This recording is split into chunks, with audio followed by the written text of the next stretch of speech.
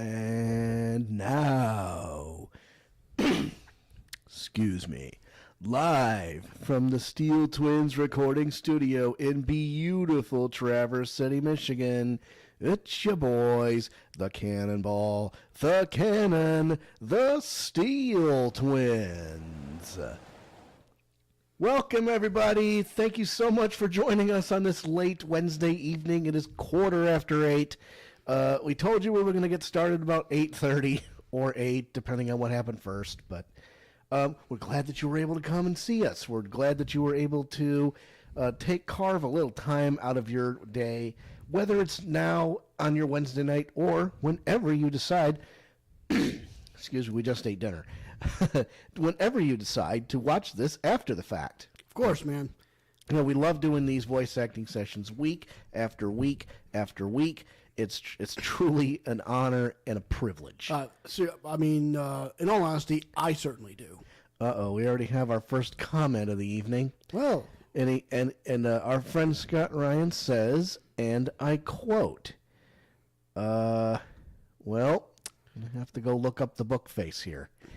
Yeah. But we do have a comment. So that is actually very nice. So let me see here. Looks like we do have a like from the good Mr.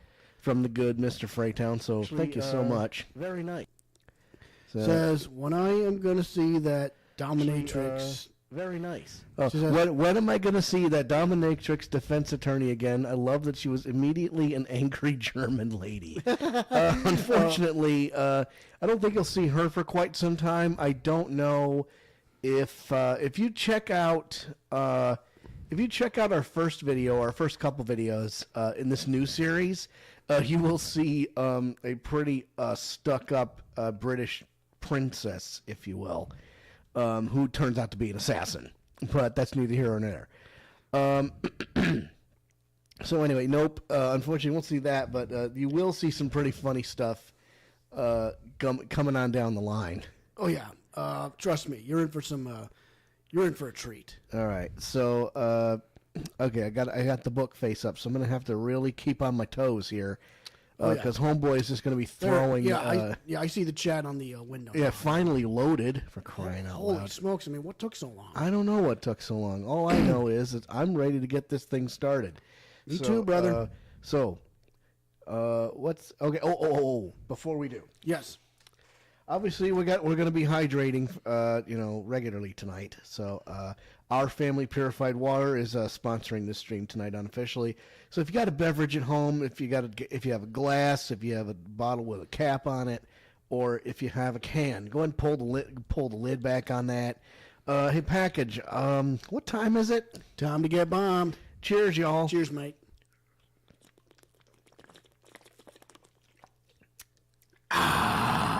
Yes, sir. How is Andrew going to be able to erase the memory of the dominatrix from his spank bank? He better stay hydrated. She will not.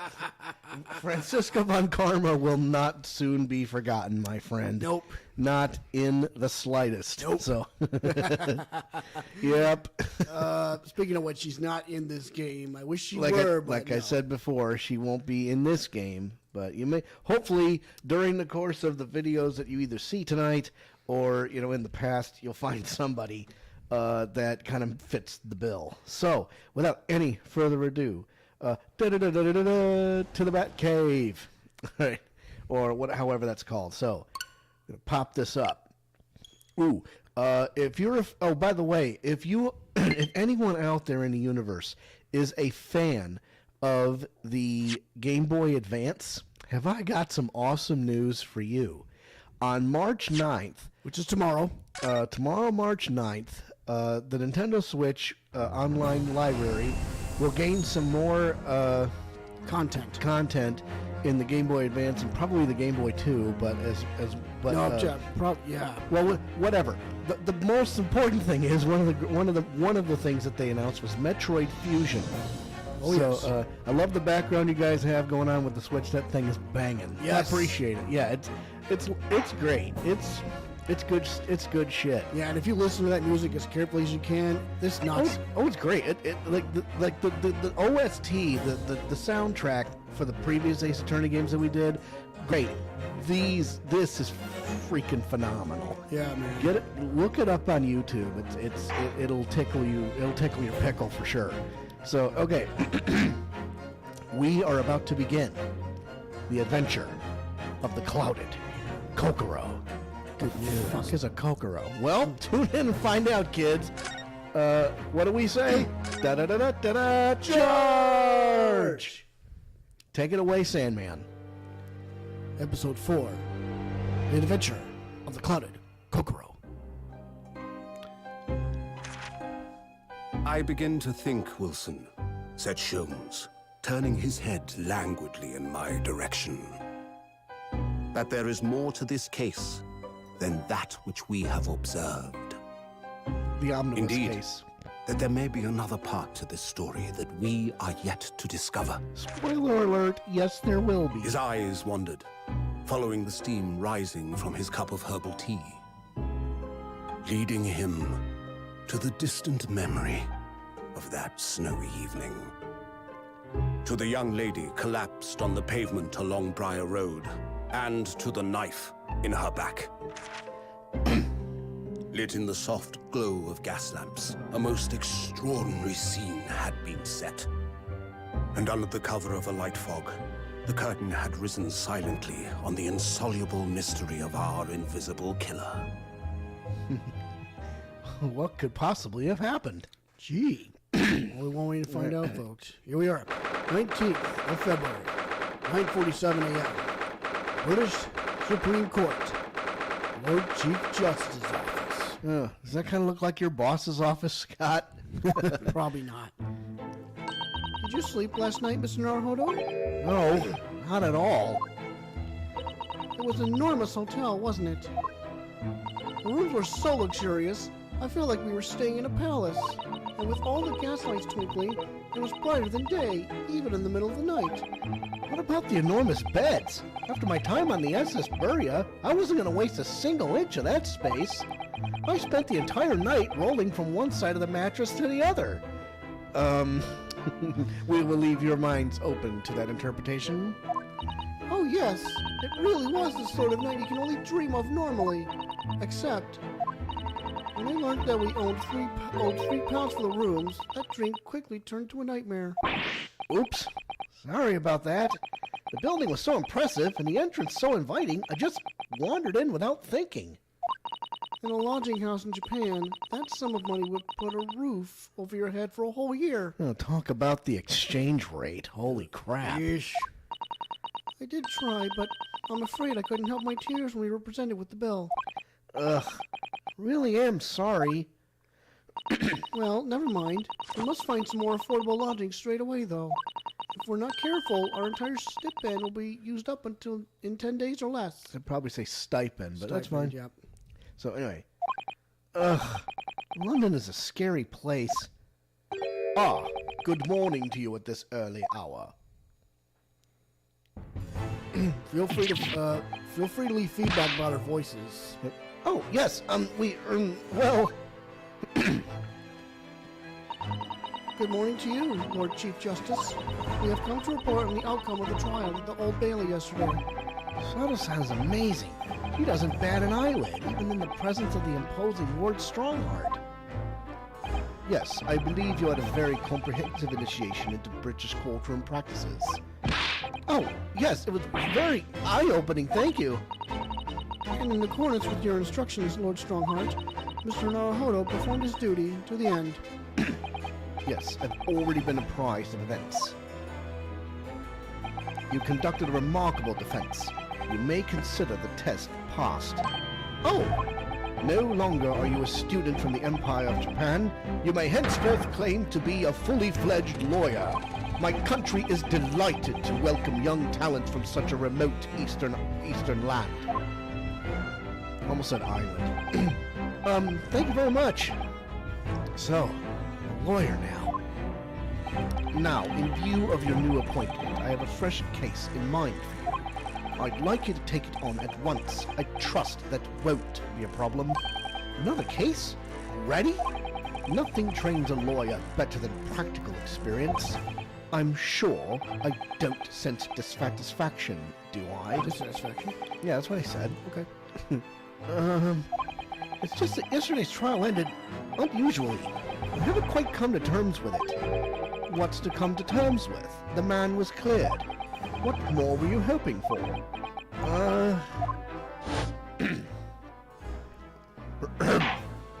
The culpability of the defendant has not at the present time been established by this court. Consequently, the jury will not be required to proffer judgment. Well, Lord Van Zeeks, it's been a pleasure, Sir Yaz.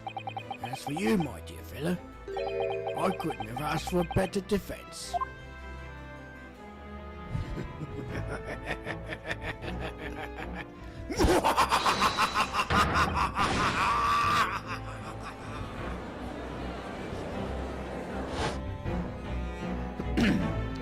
I just can't help wondering if Mr. McGilded really was innocent.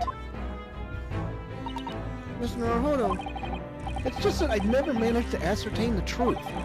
And then the trial ended. Well, you needn't let it trouble you for a second longer. Sorry? what do you mean, Lord Strongheart? Magnus McGilded passed away immediately following the trial. No! Wait a minute. What? Mr. McGilded is dead?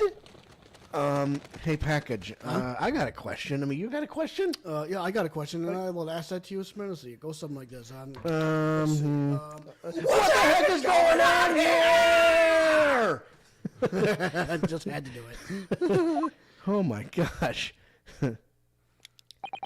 I have 19 minutes and 41 seconds until my next engagement. Time enough to talk. All right, well, let's...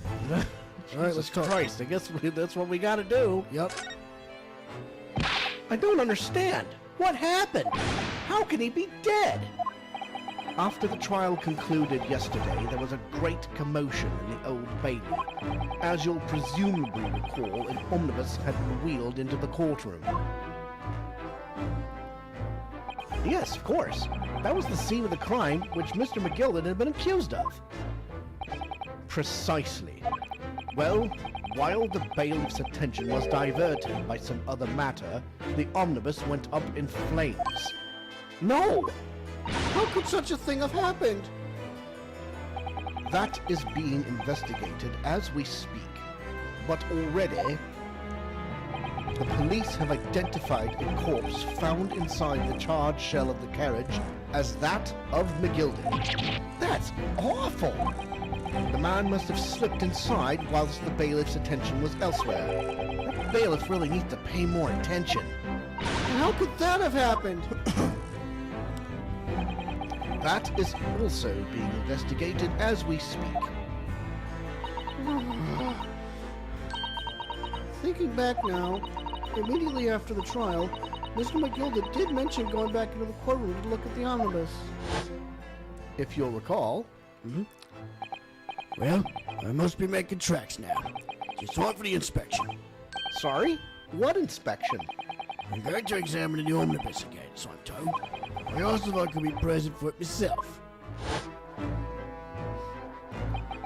An inspection of the omnibus? Not to my knowledge. I don't believe Scotland Yard had any intention of re-examining the carriage. But then who was Mr. McGilded talking about? Never mind that now. The Yard is making a thorough investigation. This matter is no longer any concern of yours.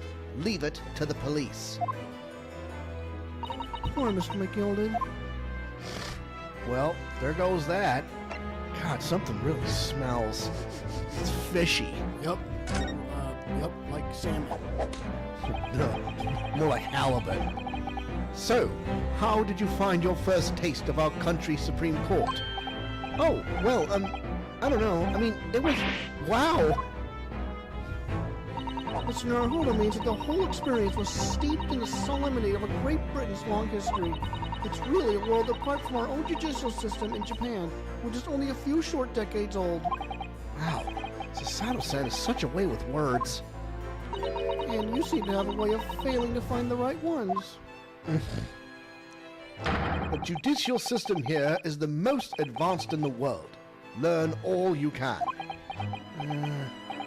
Most advanced in the world, is it? It was fortunate that your very first trial was a simple affair.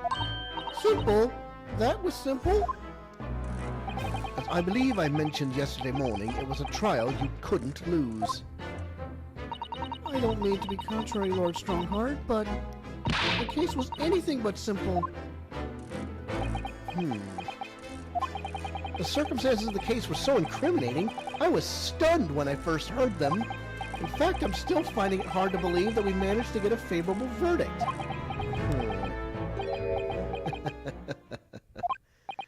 Is something funny? No, my apologies.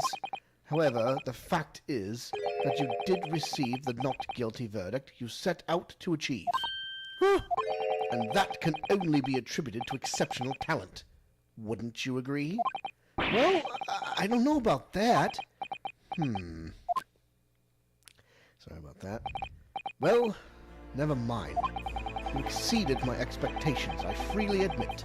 That much, at least, is an undeniable truth, which is precisely why I have prepared the new case for you that I mentioned before. What's going on? What was he gonna say before? New case. Could you perhaps give us some more details about the new case you mentioned? Don't tell me it's a murder and the trial starts in 10 minutes. Don't worry, it's nothing so alarming or quite so urgent as your last assignment. In fact, this case is completely different. Oh, I see. Did he just read my mind? That is to say, no one has died, as yet. And the trial will not be today. There's plenty of time to research the case thoroughly. 23 hours, 43 minutes, and 19 seconds to be precise. The trial's tomorrow then. Is everything all right? Oh, yes, I'm just a little confused, that's all. Yesterday's trial was, well, it's left me wondering if I'm really cut out for being a lawyer. Oh, Mr. Naruhodo. I don't know if I could face standing in that courtroom again after McGilded's trial. Ah, yes, I nearly forgot. There is one similarity with yesterday's case. Once again, there is currently no one to advocate for the defense. Oh! If the situation remains unchanged, the trial will start tomorrow with the defendant unrepresented. And if that happens, I need not remind you of the inevitable outcome. The most terrible end awaits the defendant. Yes, that's right. Ugh, here we go again. Okay. Your time is up. You will have to excuse me. I would advise you to begin making preparations for tomorrow's trial. After all, the clock is ever ticking. There is now but 23 hours, 26 minutes, and 39 seconds until the court sits. Last time he mentioned the 23 hours, he said there was plenty of time. And one more thing, Mr. Naruto. There is something I should like to ask you. Oh, what's that? Yesterday you remarked upon something. That you intend to see through the will of your late compatriot, Mr. Asogi. Well, what the heck is it? I would be interested to hear what exactly you mean by that. Inside 34 seconds. Oh, well, Kazuma always used to say, you see, that he wanted to learn how the greatest justice system in the world worked so he could change ours in Japan. Now that he's gone, I'd like to work towards that myself. And there's another thing. Oh, Another thing. Continue. On the way here on the steamship, he said something to me. there's something very important that I have to do. something very important. And what exactly would that be? He never had a chance to tell me. Suppose he would have done if he would have made it, out of time. Well, thank you for an enlightening discussion. Mr. Naruhodo, what's all this about? Mr. Asoji never once mentioned anything of the sort to me. I urge you both to focus your attentions on the matter at hand. I've taken the liberty of summoning the police inspector in charge of the case. He'll be able to apprise you of the details. How long has he been there? So, I wish you the best of luck and bid you farewell. Okay, who's Tobias Gregson again? Okay. There's something very important that I have to do. Kazuma-sama, what did you mean? I wish I knew. But honestly, he never told me. Anyway, we'd better talk to the detective, don't you think? Yes, you're right. Hope I'm just imagining it. I wouldn't say he looks pleased to see us at all. Look at the portable fish and chips in his hand. Yeah. Let's just examine him, and then we can try and... Yeah, we gotta examine him.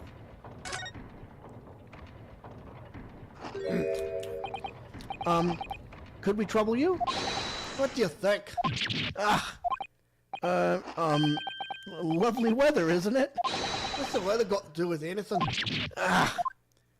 Listen to me, you young Japanese upstart. Some February about the weather doesn't get every English gent eating out of your hand, you know.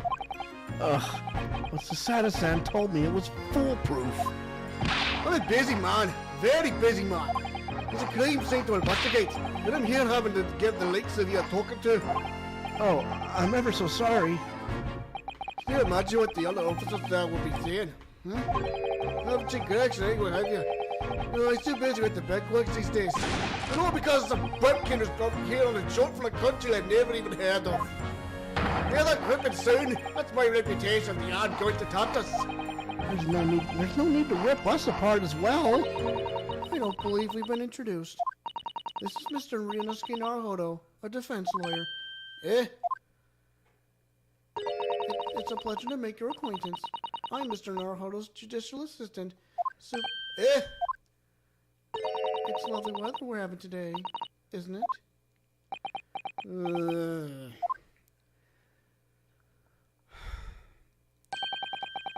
It is unseasonably fine, I grant you. Now the winter's not see a lot of sunshine. Unbelievable! How did she pull that off? So, Lord Strongheart has asked me to fill you in on the case. Name's Tobias Gregson. Inspector Gregson to you. I'm from Scotland Yard. Gregson? Inspector Gregson? What's the matter with Susato-san? Does this detective's name mean something to her? Wait and find out, folks. Wait and find out. Inspector, are you perhaps the Inspector Gregson?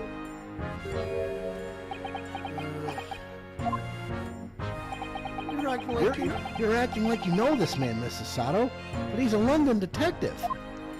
Oh, I do know him. Very well, in fact. Very well? Yes, he features prominently in the Adventures of Sherlock Holmes. Oh, and that publication. What's it called again? Rants Magazine? That's right. Inspector Gregson and Mr. Holmes enjoy a wonderful friendly rivalry. Really? You rival the great Mr. Holmes? That's incredible. Oh, well, I don't know about that. Mr. Holmes isn't a professional like myself, of course. He does come up with the goods from time to time. Mr. Holmes is equally complimentary about you, Inspector, isn't he? You've earned his highest praise. Gregson is the pick of a bad lot of all the Scotland Yarders. Those were his own words. That's his highest praise? Well, Mr. Holmes isn't particularly known for giving compliments, you see. No, he is not. But thanks to that magazine, my name's not known all over London town now. That's great, isn't it? You have to admit to that stat with that I was a little, well, flattered by all the attention. Everyone wanted to shake my hand, and my reputation at the yard went through the roof. Well, that's wonderful. No, he's not. He's not more sense out than a man on the street. People are always looking at me now. Whispering rumours about me under their breath, I'm sure. Rumors? Are you quite sure? He's changed since he started appearing in those stories. And fame's gone to his head. Stuff like that. Gosh, do you really think people are saying such mean-spirited things about you? Like I said, whisper. So he can't catch exactly what they're saying. But I know what folk are like. I'm sure that's what they're saying. Sure as eggs is eggs. I get the feeling this detective could be very hard work. Oh dear, what sudden rise to fame does change people. Jesus Christ. Okay, let's talk about the case. So, about the case of the Lord Chief Justice mentioned before. Nothing to tell, really. As far as we're concerned at the odd, it can't be simpler. Oh dear, that probably means that as far as we're concerned as lawyers, it couldn't be more complicated. I wish you were wrong about that. I have a nasty feeling you're right. The young woman was walking along the pavement on Briar Road when she was stabbed from behind. Fortunately, it wasn't fatal, and she's still laid up in hospital, unconscious. That's despicable! What sort of coward would attack the poor woman from behind? And I suppose you would have finished whoever it was off with a Susato takedown, would you? That is neither here nor there, Mr. Naruhodo. Brace yourself, Ryunoske. You've angered her now. Anyway, after some form of love investigation, the criminal was arrested. Bailey had time for a cup of tea after the incident took place, to be honest. So, there must have been something left at the scene that led you directly to the culprit? Or perhaps a reliable witness who recognized the person in question. Let me stop you right there. You're wasting your time on this one. Sorry? There's nothing you can do. There's no way to hit the block now. Why ever not? Simple. The prosecutor that's been assigned to the trial tomorrow is Lord Barak von Zeeks. No! Seems like you've heard of him then. Oh yes, we are very familiar with Lord Van Zeeks. Believed to be the harbinger of death itself. The Reaper of the Bailey. Yep.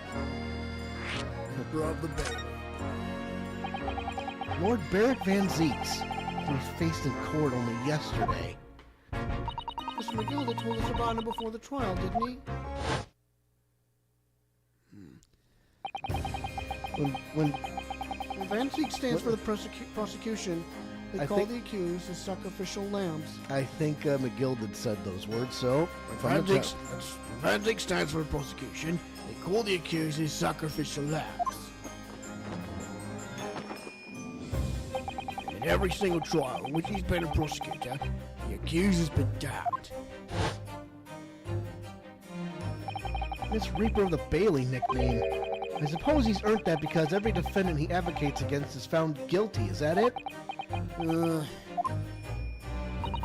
Well, if that's the case, we should inform you, Inspector, that in yesterday's trial against Lord Van Zeeks, Mr. Naruhodo secured a verdict of not guilty. And what of it? Oh, well, I think that means that even against the Reaper of the Bailey, it's not impossible to save the defendant. No, you really don't have a clue, do you? What do you mean? What happened to that bloke in the end, eh? He's dead. Ah! Magnus McGilda came up copper in that omnibus when he went up in flames. So you can't rightly say you saved the defendant, can you? What? What are you saying? Look, if Van Zeeks could get the dirt back to stick on everyone, he'd be a miracle worker. But that's not how he goes. He doesn't work miracles, he works magic. Black magic. I'd have a good long think about that if I were you. Are we really supposed to believe that?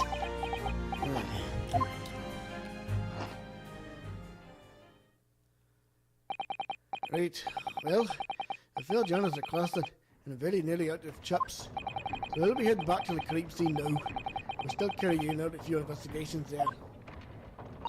It was Briar Road, you said, didn't you? Where the incident took place? That's correct, ma'am. If you head over to the holding cells, you can meet the criminal himself. You've branded him a criminal already? He's as good as. Shaky like a leaf in a cell he is. He'll give you a chuckle if nothing else. He's inmate 53. Speak to the jailer, and he'll show you the way. Inmate 53. Thank you.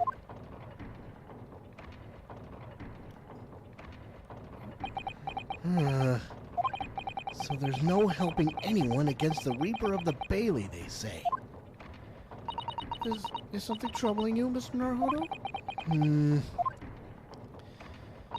To tell the truth, when I recall the trial yesterday, I can't stop myself from shaking.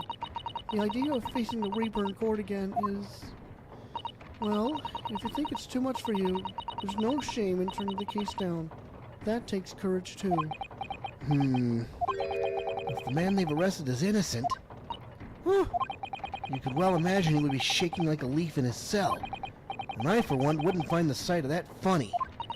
So? If I'm honest, I'm still reeling from the shock of yesterday's events myself. I'm really not sure if I'll be able to help this man, whoever he is, but I'd like to try. So I think I'm going to make some inquiries. Will you help? Did you really think you had to ask? After all, I am your judicial assistant. Thank you. So then, shall we? Yes, let's go. Let's go! Let's go! Okay, let's see. Let's get to prison first. You sure? Yeah. Alright, well, okay. I was going to go to the crime scene first, but okay. We do have to meet with the defendant. 19th of February. Who's Sasaki-san again? Me. Okay. I keep forgetting. So these are British prison cells. Oh, they're ghastly. It feels just like a dungeon. Yes, and having experienced it in Japan myself, I can assure you that our wooden cells feel a lot cozier than these cold stone walls. Oh, don't, Mr. Naruhodo. You're making it seem worse. Apparently, our client is in this cell here. It's so dark at the back there, I can't make him out. I wonder what he's like. Inmate 53, your legal representative is here to see you. Stop hiding at the back of the cell and show your face at once. Am I attacked? Is it with no name? Calling me by a number? It's utterly, unbelievably, unjustly unreasonable. I refuse to answer.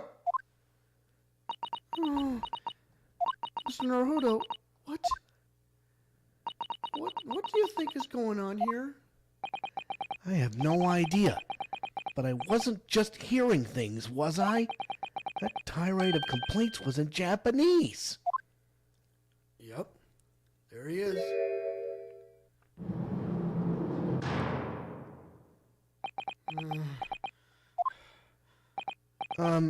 Excuse me, but whoosh! Quiet! They're all around, hiding. I know they are. They're watching, listening. Even now, I can sense it.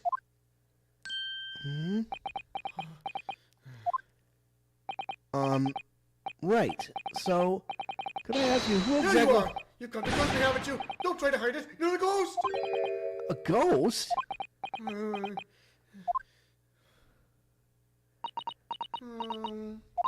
We mean you no harm, prisoner-son. Are you Japanese by any chance? Huh. This is beyond my wildest dreams! Get ready for this nut job. Forgive me for that outburst before. I'm so sorry. Oh, it's fine. We were just a little surprised, that's all. Imagine it! It's been 12 long months since I left my hometown, and here I am, in a frightful fiction of foreign land! So hearing the sweet, sentimental tones of a compatriot's voice here in this damp, dark hellhole was a most monumentally moving moment!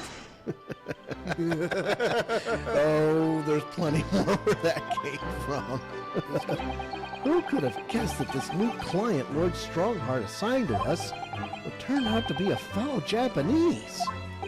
What compassion my fellow countrymen show. To dispatch a first-class lawyer all the way from Japan to defend a mere foreign student. Noble, nurturing, never-feeling Nippon! Nippon. Nippon! A first-class lawyer? Oh dear, I think there's been something of a misunderstanding here.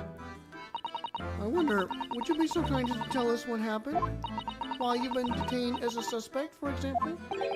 Yes, I can. I will. Set, say, solid, and silent.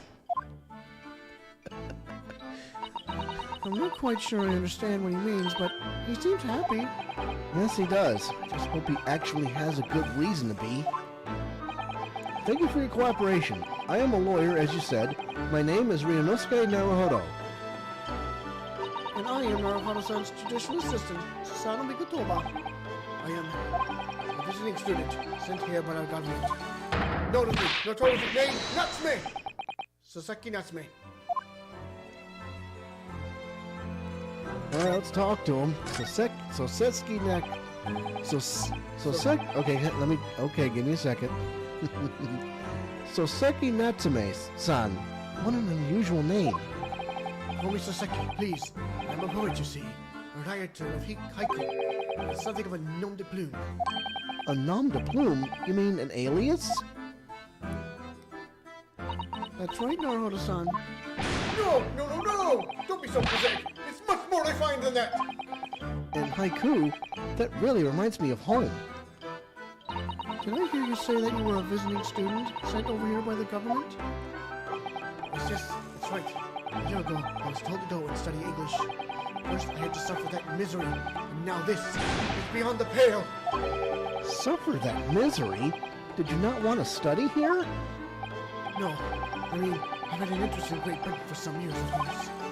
Oh, But just because the government tells you to do something, doesn't mean you can do it?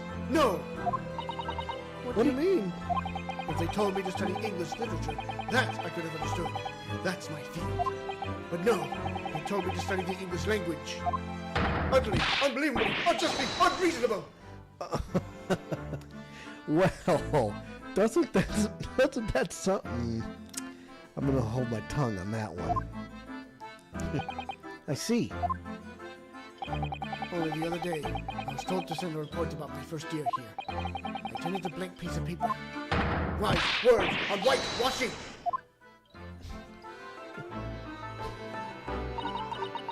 You must be a man of great standing. Oh yes, so I'm often told. And often like to be told, it seems. Right, well, the accusation. Could you perhaps tell us exactly why you've been arrested, Soseki-san? I didn't do it. I didn't commit that atrocious murder. Murder? Oh, no. It's all right. The woman didn't actually die, did she? But she was stabbed with a knife right before my eyes. Before your eyes? You mean you saw the attacker? Huh? I didn't see anyone. What? If I'd seen the person who did it, do you think I'd be locked up in here? Oh dear, it seems this case is becoming rather complicated. Told ya. Why me? Why me? Why did that silly woman have to be stabbed in front of me? It's the curse of London. It's incredibly, it's excusably, irritatingly inconvenient. Alliteration aside. So Soseki-san was there at the scene, but he didn't see the attacker. It's vital that we find out more about the case.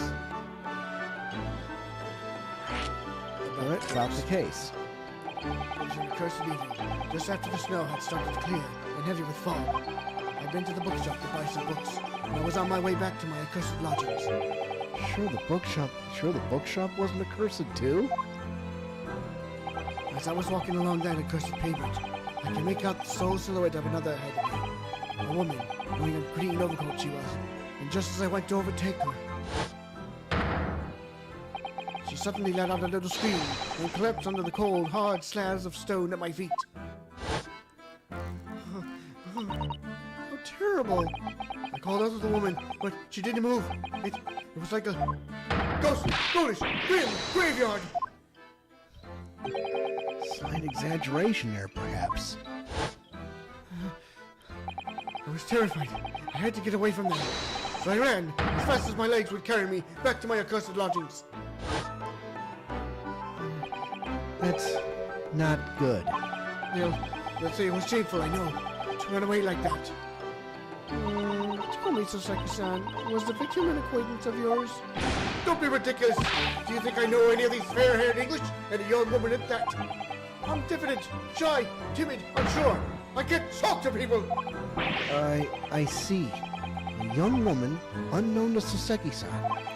And at the time it happened, who else did you see nearby? Did anybody pass you? Regrettably, apart from myself and the woman, I didn't see a soul. No one? Oh, great.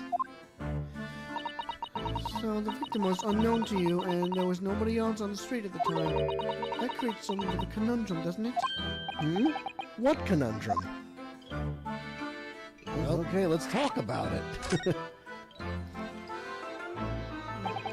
What did you mean, Susato-san? What's the conundrum? Well, if what Sasaki-san has just told us is true, there's something I can't explain. He says that he didn't know the victim, and that there was no one else at the scene. Then he apparently fled without having been seen. I did.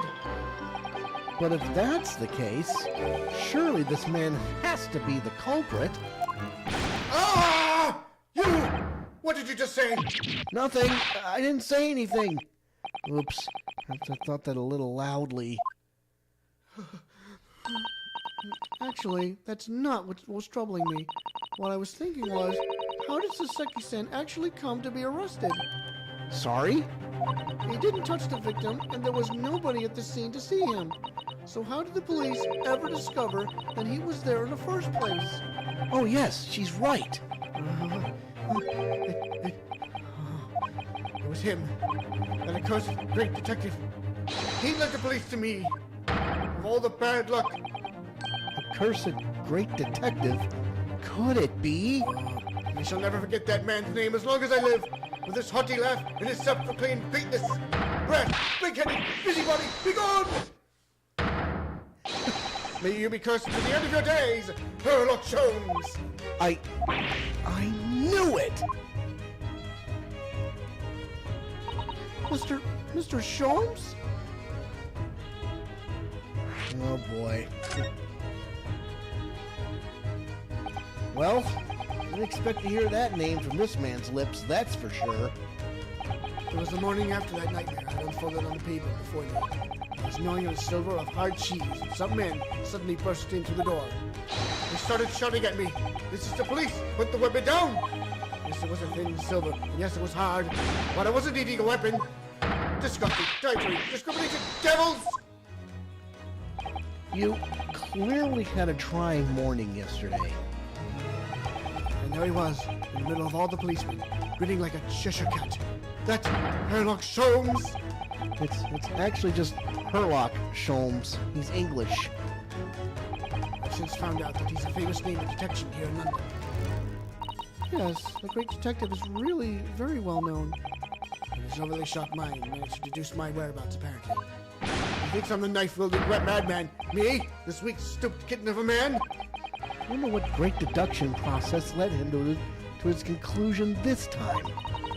Do you mean to say that Mr. Sholmes' deduction was the only reason the police arrested you?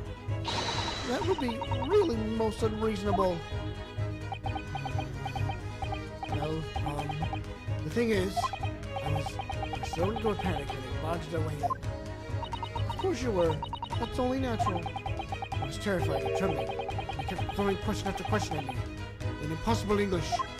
French, foreign, film, flammery. Well, you are in England. You can't really blame them for questioning you in English. Good point, good point. My mind went blank. I knew I had to answer, but I didn't know what to say. So I just kept repeating things like, yes I do, and I'm fine. The next thing I knew, I was in Manacles. And before I knew it, I was thrown in here. Oh dear, I'm afraid that's hardly surprising. I'm fine. Not fine now. Mr. Naruhodo, Esquire. Oh, you could just call me Naruhodo. And when we're speaking English, a simple Mr. is more than enough. Oh, yes. All right. Yes, they've really got to me. This country is poisoning my mind. But please, I beg you to defend me in court tomorrow. You can tell them what really happened. You'll do it, won't you? Well, Why? Why? Why is it so hard to say yes to me? Well, the thing is, I'm just a student like yourself, on a study tour. A student. I have defended a case in the Old Bailey, only the one though. But at this moment in time, I really don't know what I'm supposed to believe in. I'm confused about what justice in this country even means. Oh, Naruhodo-san. I'm not even the foreign student who was supposed to be here. I'm sort of locum lawyer, I suppose. But Armband, that's the mark of a defense lawyer from our great empire. It's a keepsake from the man who should have been here. He was my best friend. A keepsake.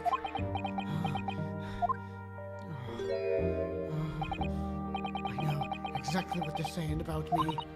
Oh, what do you mean? The lawyers, all the British defense lawyers, they won't defend me. Goodness, why? Why do you say that? For the same reason as you noted before. When it happened, there was only the victim and myself around. I ran away from the scene of the crime. I'm not a fool. I know it looks as though I must be the culprit. Must be very hard for you, Sasaki-san. But anyway, I'm a student from overseas. I'm just a foreign nobody to them. Someone not to be trusted. Whoops. Press the wrong button, but... I heard them openly laughing about me before. In my earshot, without any compunction at all. Any trial for this man would be a waste of time, they said. And, of course, the foreigner did it. They even had the gall to say, the man doesn't understand half of what's being said anyway. That's awful. They're wrong. I've studied more English than half of the policemen out there on the streets.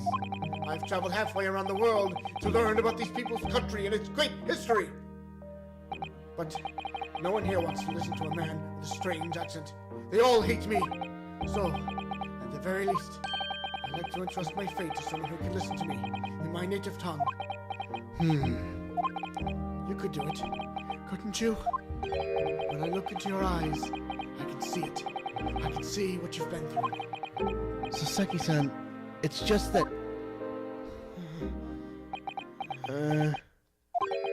give me a little time. Please. Huh? I'll do what I can, for the time being. What do you mean? We shall investigate the case as thoroughly as possible. If we can find some clues, it will give us a much better chance, I'm sure. Oh, yes, thank you. I'll be here, all alone, waiting for you. Locum student, Mr. Naruhodo, Esquire. We should be going then, Mr. Naruhodo-san. We have a case to prepare for. Well, let's get to the case then. Let's get to the scene of the crime. Briar Road. Let's go. 19th of February, Briar Road. Oh, well, look at this. Oh, look at this scene. So this is where it happened. Briar Road. Oh, look, Mr. Naruhodo. Look at that regulation metal helmet. It's unmistakable. The men of Scotland Yard are here. They're investigating as we speak. That is their job, you know. But Mr. Naruhodo, to see with my own eyes. They're often depicted in the Adventures of Sherlock shows, but I never dreamt they'd ever come to this close. They'd come as close to a real Bobby's helmet. What? The helmet? Of course. I have to try one on one day. Well, I hope your Hattie dream comes true. Oh boy. What's the Japanese delegation doing here?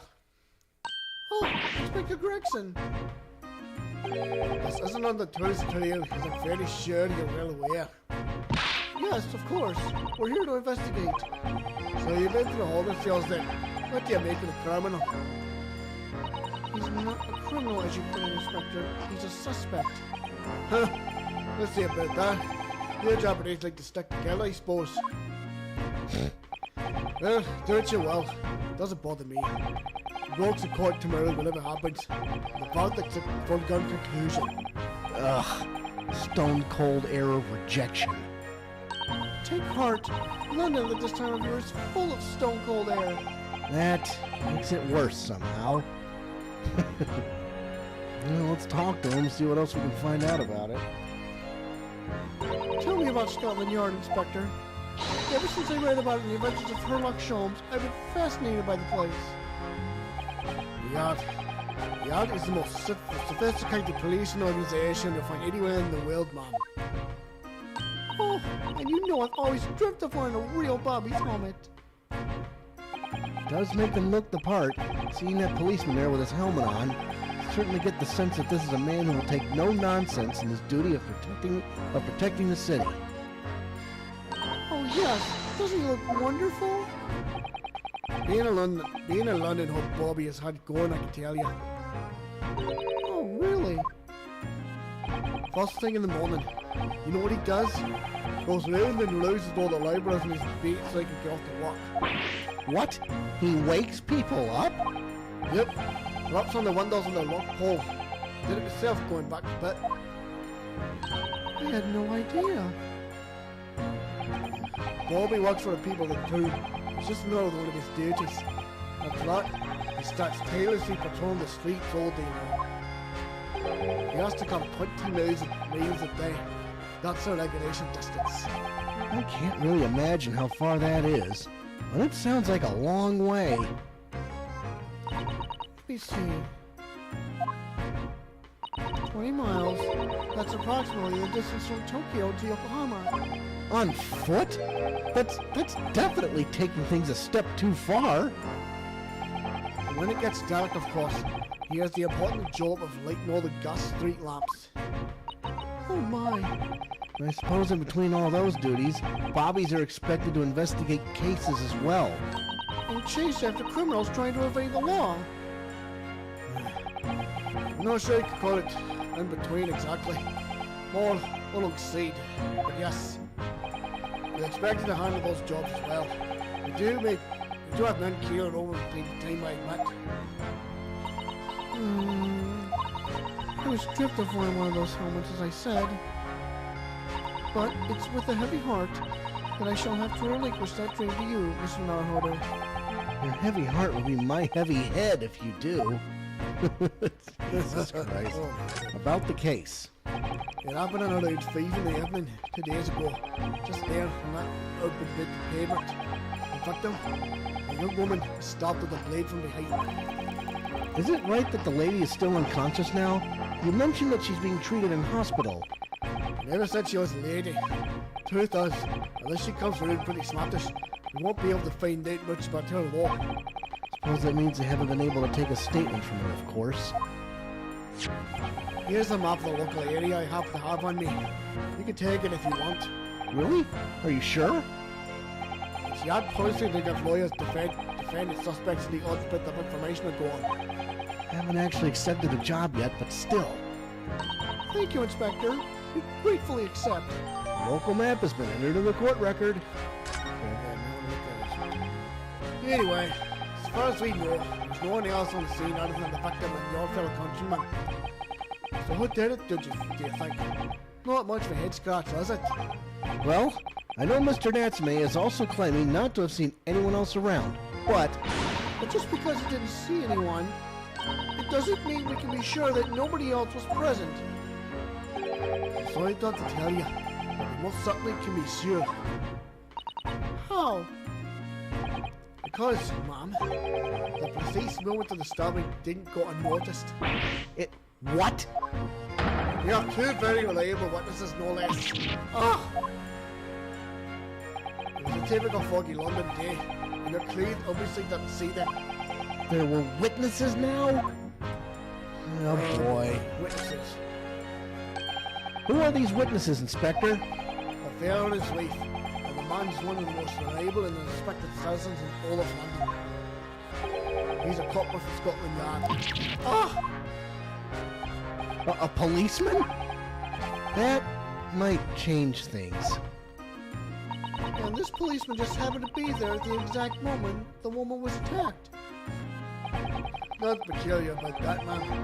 Part and parcel of being a bobby. Catching him banging the act and all that. Do you think it might be possible for us to ask that policeman a few questions? Be my guest. You could ask him what you like. Of court tomorrow.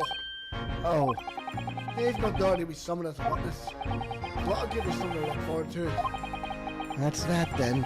He's got no intention of letting us meet the man beforehand, it seems. The policeman witnessed the incident. As your judicial assistant, I must warn you that this could make our job very difficult indeed. Yes, as a non-judicial assistant, that could have warned me of that too. Oh yes, one more thing, Inspector. What? The person who led you to the suspect. I hear that it was Mr. Herlock Sholmes. Ugh. What are you bringing him up for? Was it something I said? Color is drained from his cheeks.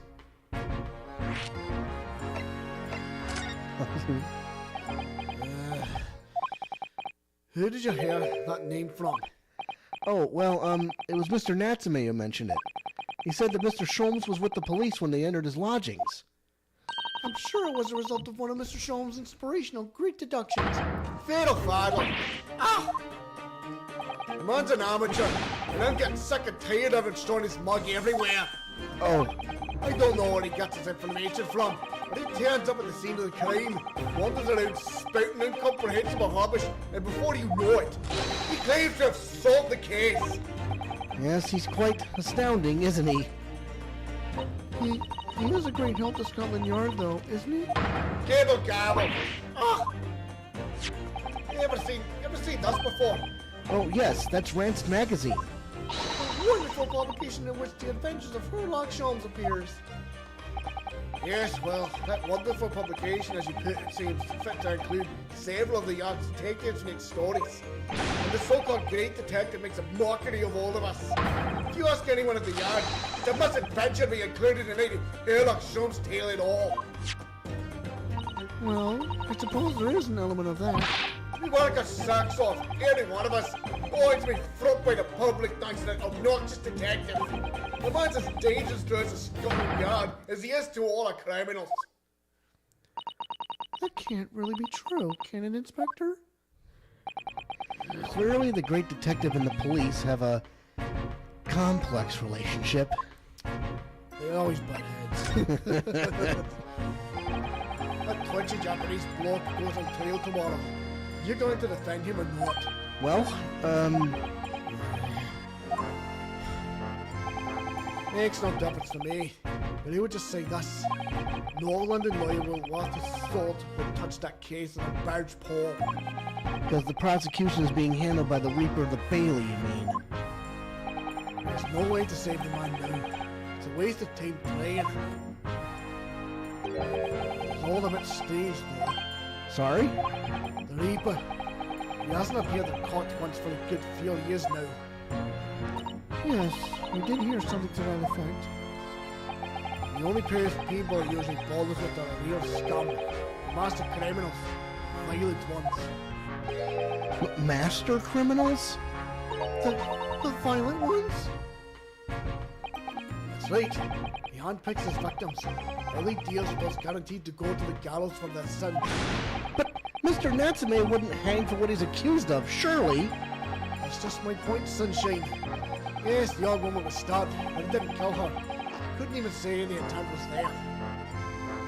So this isn't the sort of case I'd be expecting a Reaper to want to sink his teeth into, for want of a better phrase. Well, it's not exactly a minor infraction, is it?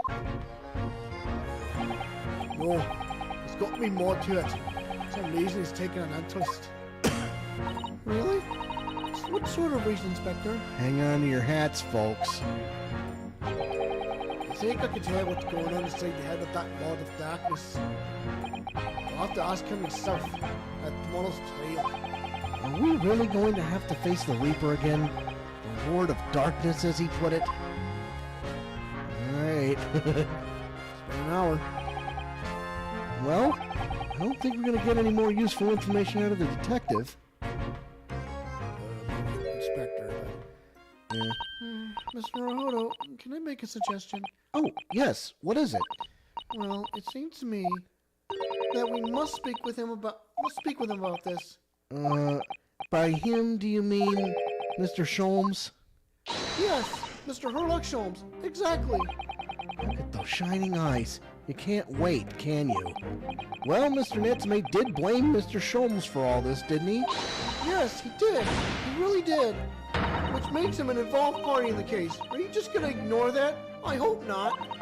I assure you, it's not simply my selfish desire to meet with Mr. Sholmes again. The trouble is, you have no idea of the man's address even. It's Baker Street.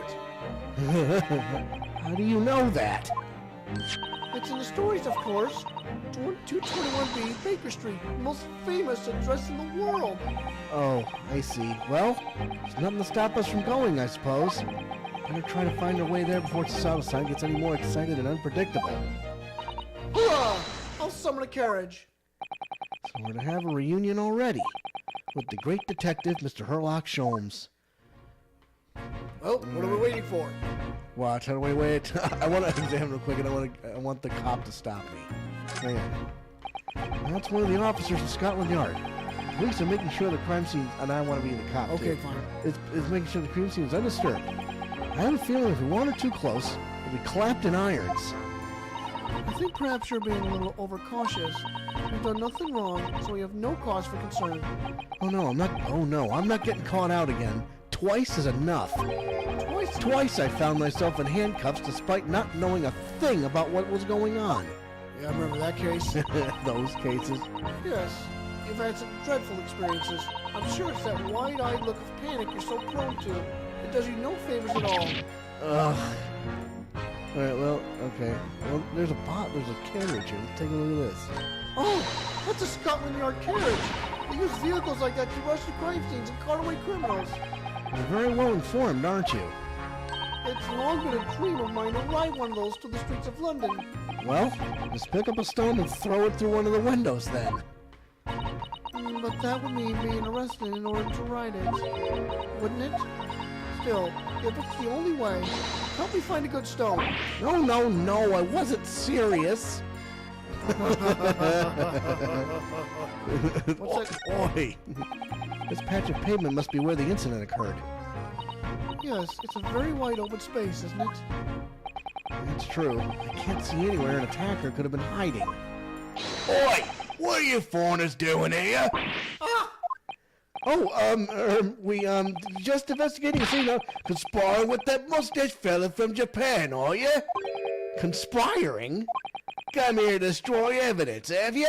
Get out of here before I give you an hiding. Hang on. Get out of here before I give you an hiding. Go on. He shoot us away like rats. Yes, we should give him a wide berth, I think. What a disappointing experience. Disappointing indeed, yes. Yeah. All right, well, let's take a look at the map real quick, like you suggested. Yeah, let's see. All right, so there's Briar Road. That's where the incident occurred. Then there's Meerschaum Street up there. Yep, and then there's Calabash Calabash Road. Road down that way. Yep. All Well, what are we waiting for? Let's move. Da-da-da-da-da-da, Charge! Well, here. Okay, take it away, Take it boys. away, Sam. That pawnbroker shop's going to be real important later on. You bet. Thank you very much. It's just up there overlooking the street. Good day. Thanks again.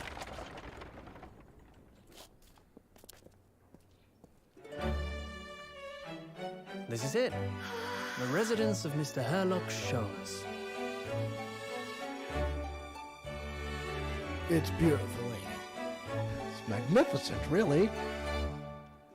I mean, well, it's not a palace. it? Not really. I'd like to go to London one day. One of these days. 19th February, 12:53 p.m. Sholmes Suite. So this is where the great detective makes his living. Feels surreal to be here somehow.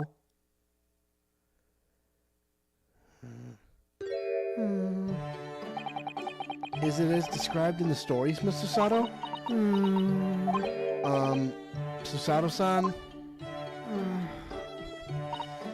Many famous cases have been solved here in this very room. Oh, I suppose they must have been, yes. I never read the stories. Just hard to get quite as excited about it as she used to be. The detective chases the villain relentlessly as he disappears to the fog down an unlit London street. Oh, the thrill of it, the romanticism. Can't you feel your heart thumping in your chest? Can't you, Mr. Naruto? Oh, I suppose I can, yes. So, if you don't mind, I'll just stand here and soak up the atmosphere for a while longer. Please, don't mind me. He's obsessed. Well, looks like our detective friend isn't home at present. Excuse me, is anybody home? Oh, do we have a visitor? Hello. Is it a big new case for Mr. Sholmes? Hello. Wait. Aren't you... Oh, how rude of me. I'll go and make some tea at once. I'm sure it's the same girl. Mm-hmm. Miss Susato, did you see the girl was just here? Oh yes, isn't it truly extraordinary? To think that the King of Bohemia came to this very room to ask Mr. Sholmes to take on his case. The King of Bavaria? King Wilhelm Gottrich Sigmund von Ornstein, of course. Sorry, I'm drawing a blank. Yeah, I couldn't Forget the adventures of Sherlock Sholmes for a moment and look over there. The tea's brewed, and I have a freshly baked cake as well. Ah, it's you! I knew it. Susato-san recognizes her too. Ah, there you are. And taking that with you as well, I was looking forward to the trial run of my experimental smoke grenade launcher. Oh, good day to you. I'm, well, the inventor, I suppose, of that machine. It's the girl who turned up at the end of Mr. McGilden's trial in the defendant's antechamber. I've never met a lawyer from the Far East before. Or you, having to get straight to work when you've only just arrived in London. Oh, yes, it was challenging. Well, try this tea. It's my special blend, you know. Oh, thank you. Is tea supposed to look that color? Oh my, what a fragrant yet mellow flavor. Hooray, it's a winner. I tried blending different leaves designed to alleviate fatigue, you see. You must be exhausted after your long voyage here, and you have another ticklish trial tomorrow. Oh, and you're to defend a Japanese man? I do wish you lots and lots of luck. Did Mr. Sholmes tell you about us by any chance? Oh, you know Hurley, do you? Hurley? Mr. Sholmes to you, surely. Mr. Sholmes was a fellow passenger on the boat that brought us to Great Britain, you see. Was he really? Well, I had no idea. I'm afraid Hurley's out on an errand the next day, even though he's just returned from overseas. Wait a minute. We met this girl for the first time ever yesterday after the trial. And only briefly at that. How on earth does she know so much about us? Did she deduce all those things, do you think? And perhaps more to the point, why is she here in Mr. Sholmes' suite? Oh, silly me. I haven't introduced myself, have I?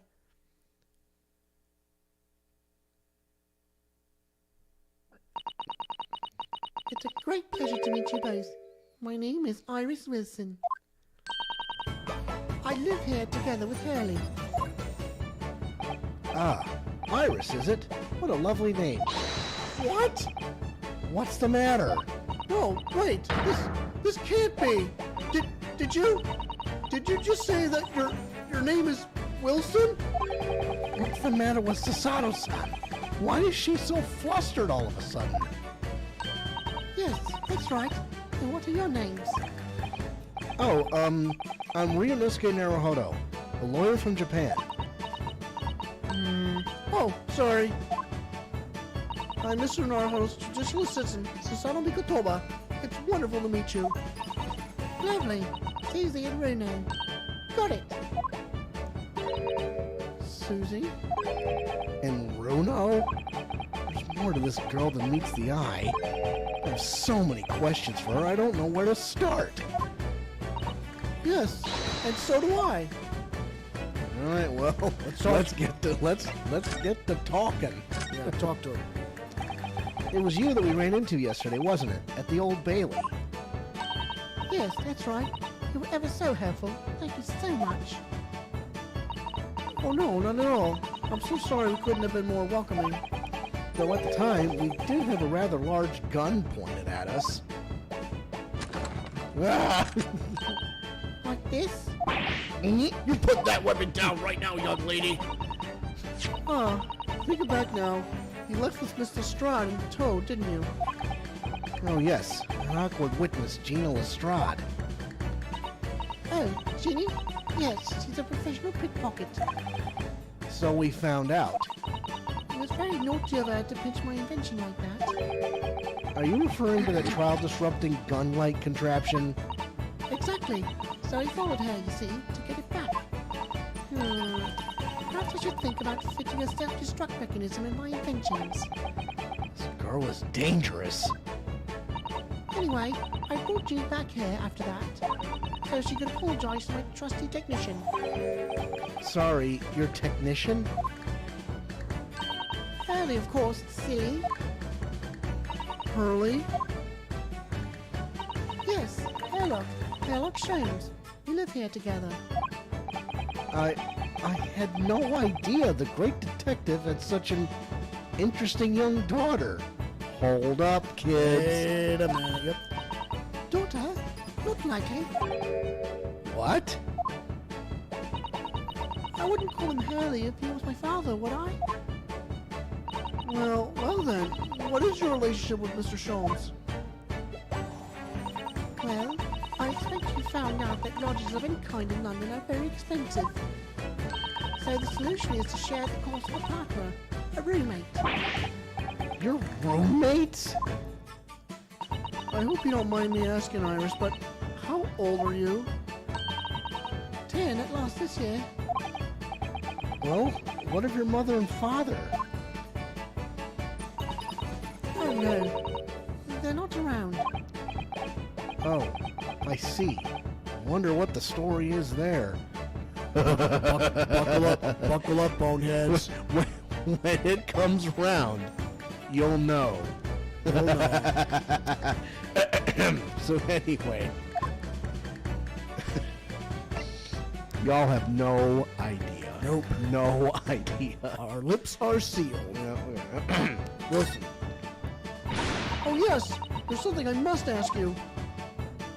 Of course. Go ahead, Cece. I'm a very great fan of the Adventures of Sherlock Sholmes and... Oh, you have a copy of Rank's magazine?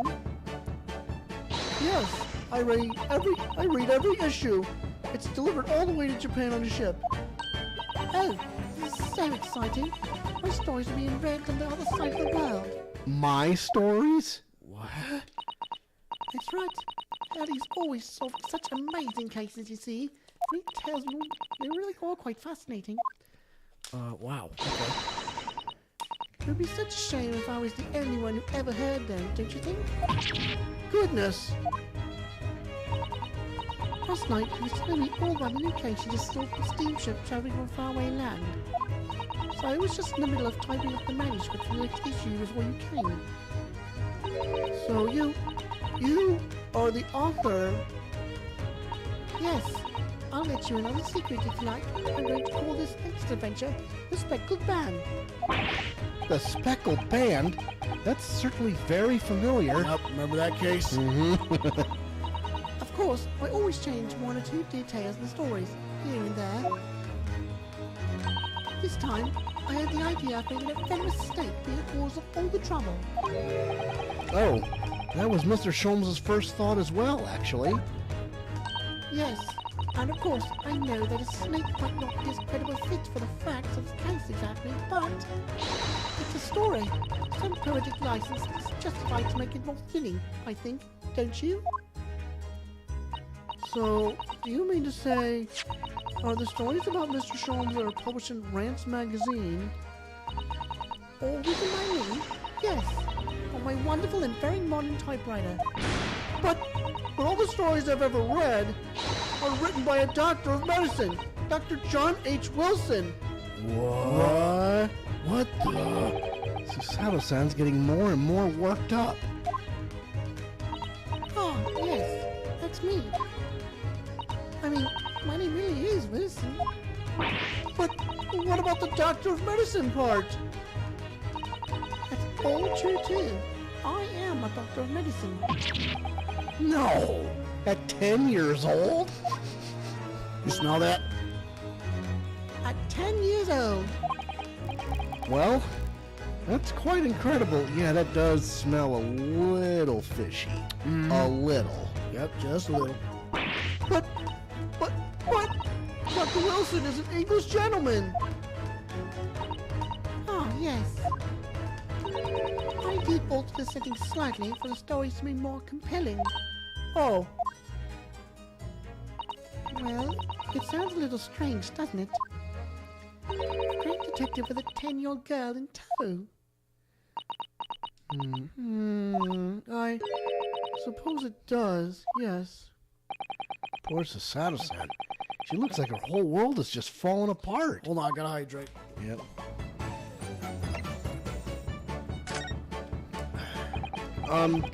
About before. Yes? What's on your mind, Reno? Do tell me. How did you know that I was a lawyer and we just arrived in London, I mean? Yes. Oh, and that we have a difficult trial tomorrow. How did you know all of that? Oh, that's what you mean. Please, tell us how you did it. Explain every detail. Of course, I'd be delighted. Although, there's really no mystery. Now, let's begin. Iris Wilson is proud to present a logic and reasoning spectacular. Get ready, folks. First of all, I knew already that you were a lawyer, Bruno. After all, I met you yesterday at the Old Bailey in the defendant's antechamber. But you also said that we only just arrived in London. How'd you know that? I observed a passport and travel ticket protruding from your breast pocket. Oh, So I was reasonably confident that you must have only just arrived in the country. And on top of that, you accepted the case against a particular prosecutor, telling me you were unaware of London's court affairs. the Reaper of the Bailey? I walked right into that one, didn't I? Then I noticed a red ink stamp on the back of Susie's hand. You were given that when you visited the local prison to meet with the suspect, weren't you? Earlier today. Ah! The user stamps to keep a close eye on comings and goings, you see. I didn't realize. And a red stamp is only used for people visiting foreign inmates. So, that told me that even though you had only yesterday concluded the trial of Magnus McGilvin, the two of you had already caused the visit of a foreign inmate at a local prison. However, neither of you was wearing a particularly sad expression on your face, so I concluded that the prisoner was unlikely to be a friend or a relative. That led me to believe that you must have accepted a new case. I see. But how could you have known that the trial is tomorrow? Well, having barely been home a few hours yesterday, Hurdish solved yet another case. It obviously amused him. He told me that he'd caught a Japanese man who was bawling and trembling. Japanese man? Well, clearly that must have been Mr. Natsume! Now, Bruno has that fancy Japanese sword. And I think your outfit is called a kimono, isn't it, Susie? Well, anyway, it was clear to me that you both come from Japan yourselves. So I put two and two together and decided you must be defending the Japanese man Hurley caught. And there was only one conclusion those facts could lead me to. You both came here to ask Hurley about the case. Well, pretty damned impressive. There's a note on the mantelpiece that says the man's trial will be tomorrow. Hurley is always stabbing his nose with a knife, you know. He is silly. And that's all there was to it, really. Thank you for listening. I'm Iris Wilson, and that was one of my great deductions. Well, was it a winner? Were my deductions correct? They were spot on. That was amazing, Iris. Truly a great deduction. You even managed to certain something of Mr. Sholmes' delivery. Oh well, I was just copying Hurley's style for that. This is really very good news. You can tell us all about the case involving the Japanese man. You will, won't you, Iris? Please. Oh, all right, let's see. Spill the beans, girlie. So yesterday, Mr. Sholmes apprehended a Japanese man, you were saying. Yes. Hurley had just arrived back in London after his sea voyage, but the police were waiting for him at the railway station to take him directly to the crime scene. Ah, great detective is a popular man, it seems. Apparently, a woman was stabbed on a quiet street somewhere in town. There were witnesses who had seen a short, shifty-looking, stooped man running away from the scene. A short, shifty-looking, stooped man. Mr. Natsume, beyond any doubt. Soseki-san said that he didn't see anybody else on the street at all. Seems there were witnesses after all. Hurley uses great deductive powers to determine a man's address. There was a lodging room very nearby. He went directly there with the police, and what did they find? A short, shifty-looking, stooped man, shivering in fear. Ugh. Mr. Sholmes' great deduction certainly hit the mark that time. Of course it did. He's a great detective. Still, that means the incident occurred only 2 days ago. Surely tomorrow is too soon for the trial, isn't it? Definitely. We have no time to investigate properly. Hurley says that London is rife with crime. Oh. Scotland Yard is doing its best, but they can't stay on top of it, apparently. Oh dear, I didn't realize the situation was so dire. That's why they can't afford to spend too much time investigating cases and trying the criminals in court. Staff and money are both short. Crimes are usually pinned on the first suspicious person. That's terrible. I suppose it's a harsh reality of the workings of the world's greatest justice system.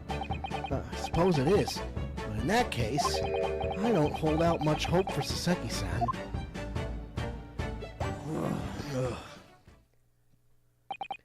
Thank you for answering so many of our questions, Iris. This has been very informative. Oh, you're most welcome. I've had so much fun. Do you happen to know where Mr. Sholmes is at the moment? As you guessed, we'd like to ask him some questions about this case as well. Ah, well, I expect Hurley is still investigating the scene. The case involving Mr. Natsume, you mean? Yes, Mr. Nuts... Oh, May? Hurley said he was going to the man's lodgings. If you leave now, you'll probably catch him there. Iris, do you know where those lodgings are? Closer than you think. Oops, sorry. I'll try it again. Closer than you think. Well, I imagine the police are still investigating the scene of the crime themselves, aren't they? Did you happen to come across a detective by the name of Gregson when you were there? Yes, we know Inspector Gregson. Ah, goody. In that case, give Gregsy this for me, would you? If you do that, I'm sure he'll tell you what you want to know. What is this? A 5-shilling piece and a postcard, it seems. This postcard's been entered in the court record. It reads, "Tell the gentleman in black whatever he wants to know. I trust that won't be a problem." Gosh, this will make the inspector help us, will it? Well, thank you, Iris. We'll give it a try. Yeah, you just wait and see what happens there. Good luck then. I'm going to return to writing my manuscript, A Speckled Band. And I'll be making more special prints of tea. So come back again soon. We'd be delighted. Thank you so much, Iris. Well, Mr. Naruhodo, it's back to the scene of the crime. You heard the lady. Yep, let's move. So, somewhat dubious that they would exert any influence over the men of Scotland Yard at all. Nate, thanks for the like. Thanks for the like, Nate. We headed back to the scene with Iris's curious note and one of the world's heaviest silver coins in hand.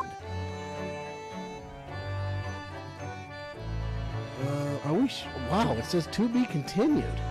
You mean tell me we're seriously gonna continue with this? It's only been like, what, an hour and a half? Yeah. Well, what do you think? Well, let me at least save first. Yeah. Well, it's 9:39 right now, and I don't know how much longer it's going to be before the trial, because we have to go through the old London streets, we have to go through Mr. Natsume's lodgings, and obviously there's more. Yeah. Can we really get it done in less than an hour? I think so, if we put our minds to it. Let's put our minds to it. All right, let's do it.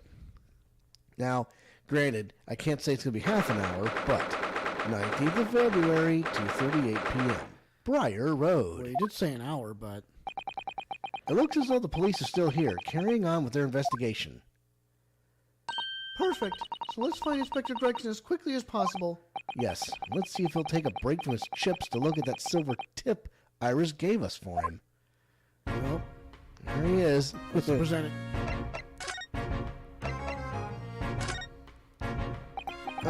Inspector Gregson, do you have a moment? I'm sorry to say I don't. I'm a very busy man. Much too busy to talk to a pedophile garbage, that's for sure. We have these for you. A present from Miss Iris Wilson. What? For me? From her ladyship? Her ladyship? Give that here at once. Come on, hand it over. That's for me. Don't wait for me to give it to you, will you?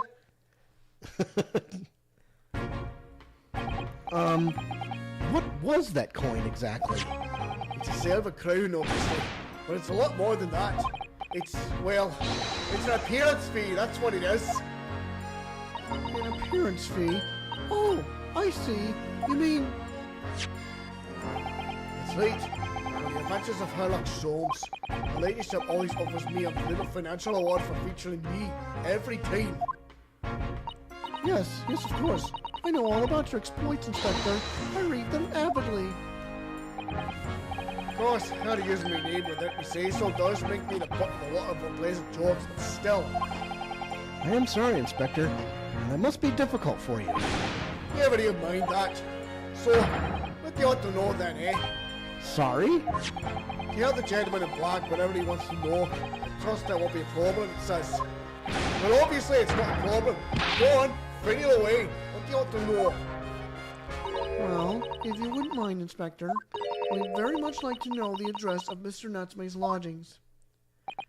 A little knife-wielding, mustache Japanese fella. He lives in a right old hovel. It's just over there. Look! What the? On the first floor of that house on the corner where that wreck of a bicycle's propped up. That is nearby indeed.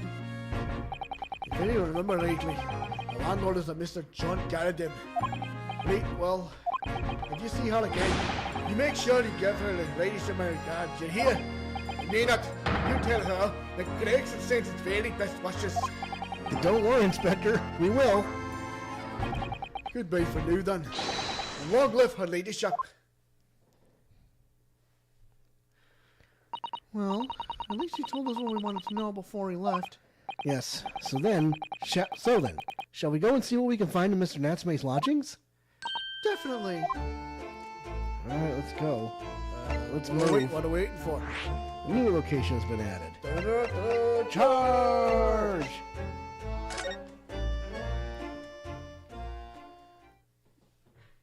Okay. Holy. All Oh, right. what's this? 19th of February, Mr. Natsume's lodgings. Not exactly a lodging, but... May I help you? Yes. Would this be the residence of Mr. John Garrideb? Indeed it would, sir. And whom may I say is calling? My name is Ryunoske and Susato. Mr. Naruhodo was representing Mr. Saseki Natsume. I believe he takes lodgings here. We would very much like to ask him some questions about our client. One moment, please. I shall convey the message to Mr. Garden. Did you see that, Miss Susato? That was a real-life English maid. I know. As I understand it, anyone outstanding in English society employs a number of household staff. But that was the first time I've ever seen one in the flesh. Oh, this day keeps getting better. Certainly feels like we really arrived now, doesn't it? We need only to meet a butler, and the experience will be complete. Well, I'm not sure if I'd go that far, but I understand the sentiment. Look at that scene, though. Yeah, look at that. Thank you for waiting. Mr. Garden will see you now. This way. So let's examine real quick. First, I want to look at this. Look at that enormous screen. It must have been put there deliberately, surely. Yes, it certainly seems like someone's trying to hide something from view. What could be behind it, I wonder? I'm gonna have a very quick look. Just a little peek. Maybe let's not, Miss Susato. I think the maid is going to head us off with a cup of tea. I think we should just... Let's just talk to the guy. Yeah. Let's talk to him. Good day to you. John Garrett, at your service. Pleased to meet you, sir. This is Ryunoske and Susato. He's a defense lawyer. You do excuse me not getting up. Took a shot in the knee a few years back at the Battle of May one, don't you know? Earned a medal for my pains, but had to withdraw from service. Handed over the reins to the up-and-comings. So he's a retired soldier. It's a hell of a job getting up and downstairs now, I can tell you. Don't get out much, as you can imagine. Yes, it's quite a climb up here to the second floor, isn't it? I was panting at the top of the stairs. You really must take more exercise, Mr. Naruto. Ugh, you think so? Well, Mr. Garrett, no doubt you were very courageous to earn yourself a medal. No, it was nothing. The medal's just a folderol, really. Wouldn't like to offend the general, though, so I grudgingly displayed it on the wall. Why don't you fetch it down, Joan? These good people see it properly. Joan, fetch the... Oh! Gosh, it old woman, be careful! Oh, dear me. I do beg your pardon, sir. You jolly nearly took the skin off my hands. I shall be more careful, sir. So anyway, here you have it. Living a quiet life now. Yes, I see. Now then, I hear you want to know about the chap lodging downstairs. Is that right? Yes, we would be very grateful if you could answer some questions for us. Only too pleased, naturally. Especially if it helps keep peace here in Blighty. I forged an alliance with the Empire of Japan recently, as I'm sure you're aware.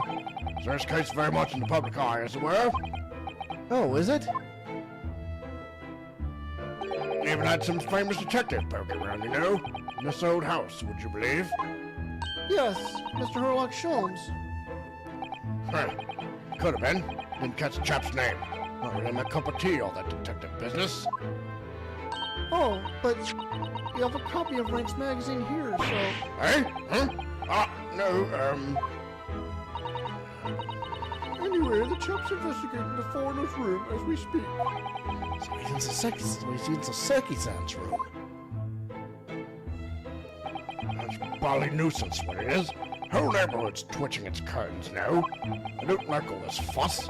It's jolly unsettling. About Mr. Natsume. About Mr. Natsume then, Mr. Garrett, please do tell us. Ah, yes, a Japanese chap. I've been lodging there for a week.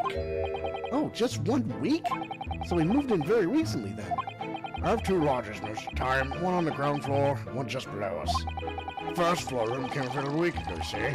There'd been... Oh! Dash it home, Joan, do be careful. Oh my goodness, I'm terribly sorry, sir. If you want to know my opinion, I thought he was a shady sort from the moment I set eyes on him. Oh, why? He seemed to have a most nervous disposition, always shaking and looking over his shoulder. The man had shady ridden across his sweat-soaked brow, if you ask me. I said to myself, Joan, that man is in trouble. Sooner or later, he's going to do something untoward. And I'm rarely wrong about anything. Won't be calling this maid as a witness, that's for sure. Wait and see when you get to the trial, though. Yeah. Was there anything else that struck you as suspicious about the man and all? Yes, indeed there was. She's dying to tell us. The Shady Lodger. Had you noticed anything else at all about your lodger, Mr. Natsume? Oh my word, yes. The man was shadier than an orchard. Could you elaborate? Well, take the man's room. Absolutely stuffed full of books it is, more than anyone can ever read. And he never so much as passes the time of day with an unmoving soul. I haven't seen a single visitor call. He just trots up to that old bookshop every single day and comes back at 5 to light a gas fire. And the funny little man is long past the time everyone else in the house is going to bed too. Oh, I see. The gentleman on the ground floor goes to bed at around 9 each night. But I've never known that Japanese fellow to retire any earlier than 2 in the morning. Ah, Could you clarify something, I wonder? What, pray? How do you know so much about Mr. Natsume's routine? Oh! I'd understood that neither of the lodgers live on this floor of the house. Is that correct? Try yes. They're both below us. First floor and street level. Then, how is it that you know so much about the lives of your lodgers? The precise times that they come back in the evening, for example. Even the times they go to bed.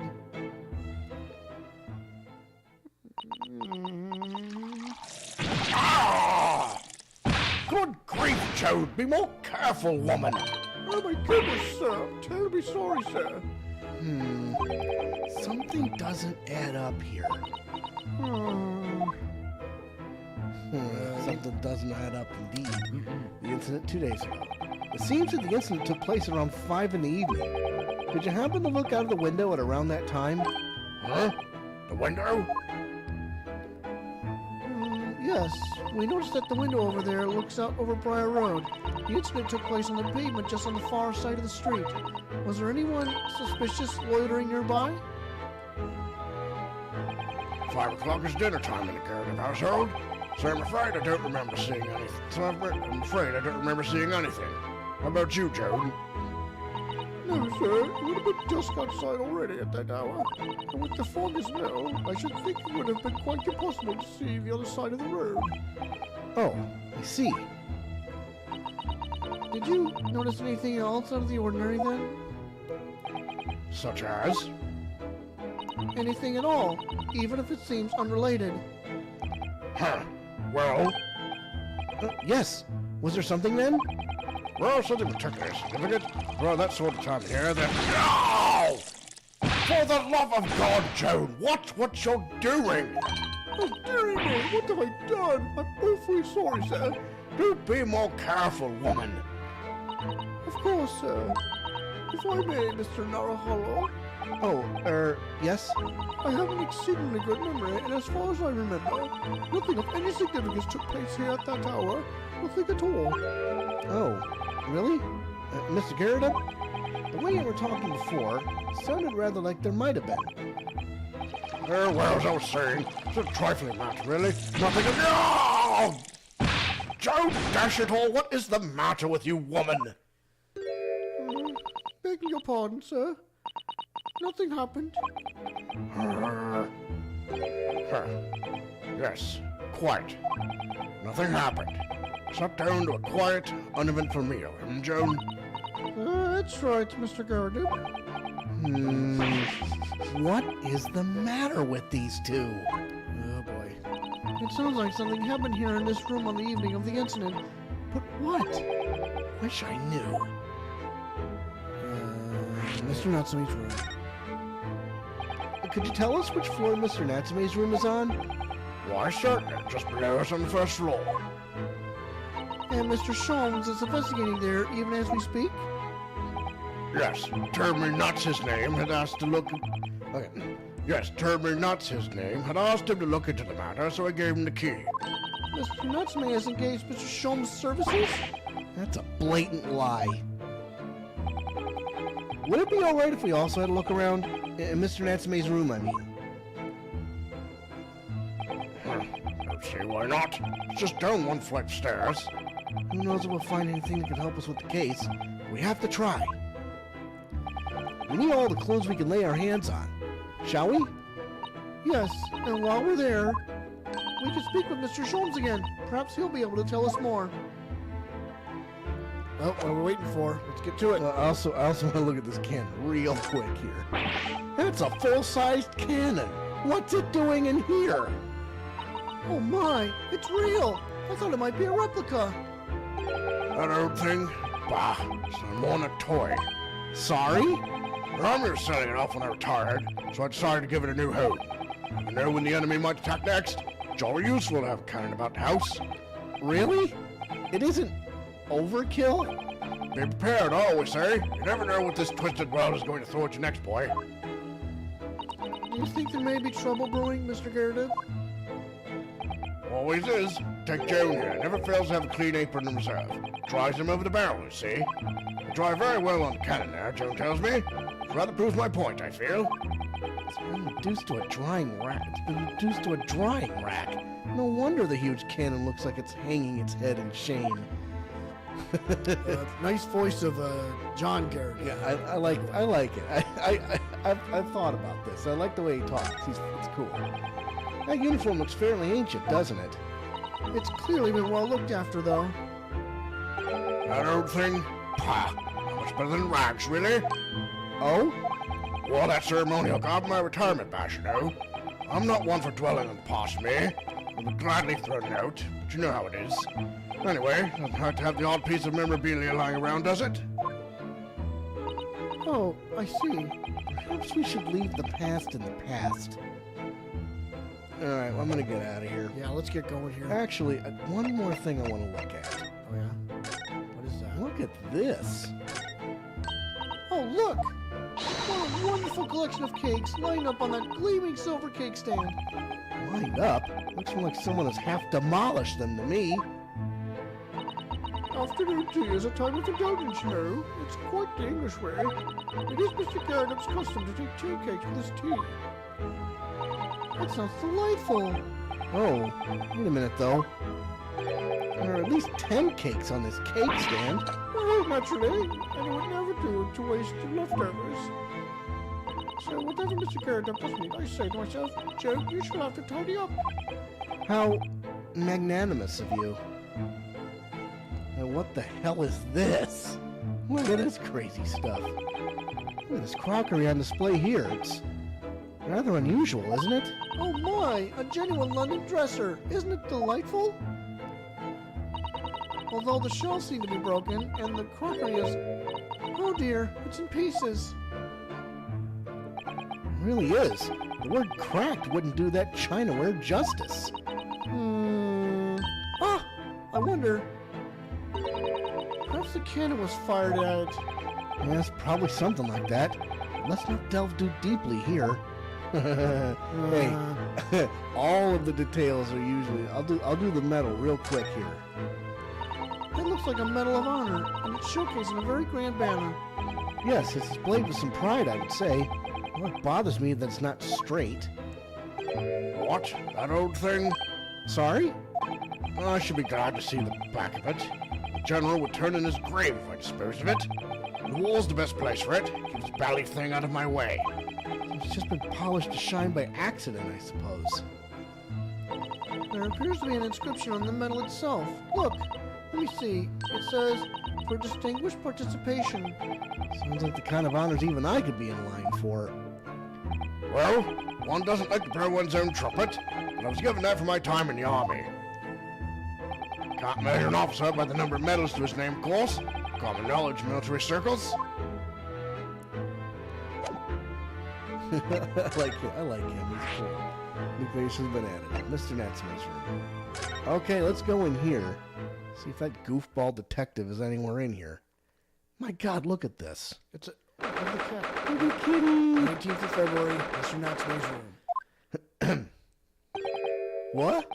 Just look at this place. And smell it. So musty in here. It's suppose it's the mountains of old books that are responsible for that. I don't think I've ever seen so many books in all my life. No, me neither. It's so dark in here, too. Huh. Is that the window over there? Well, it was the window, I think, yes. Once upon a time. But for some reason, it's been closed up with bricks and mortar. So this is where Mr. Natsume lives. And by the way, I haven't spotted Mr. Sholmes anywhere, have you? No, that's true. But according to what Mr. Garrett told us, the great detective should be around here somewhere investigating. All right, let's take a look around. Let me pet the kitty. Actually, wait. That desk seems to be wedged into a crevasse between the mountains of books on either side. I suppose Mr. Natsume would sit there and read while stroking his cat. But surrounded on all sides by these towering old tomes, surely he dreamt of books every night as well. Yes, he must have done, mustn't he? Oh, what's this? It's a receipt from a second-hand bookshop. Your books. Oh, yes, Mr. Natsume's name is on it. Look, and the date of purchase, 2 days ago at 4:45 p.m. That's the day of the incident. That's just a short while before he was embroiled in the terrible attack. He must have been on his way back from buying some old books. There you go. Second-hand book receipt has been entered into the court record. That's going to be important. Very important. Oh.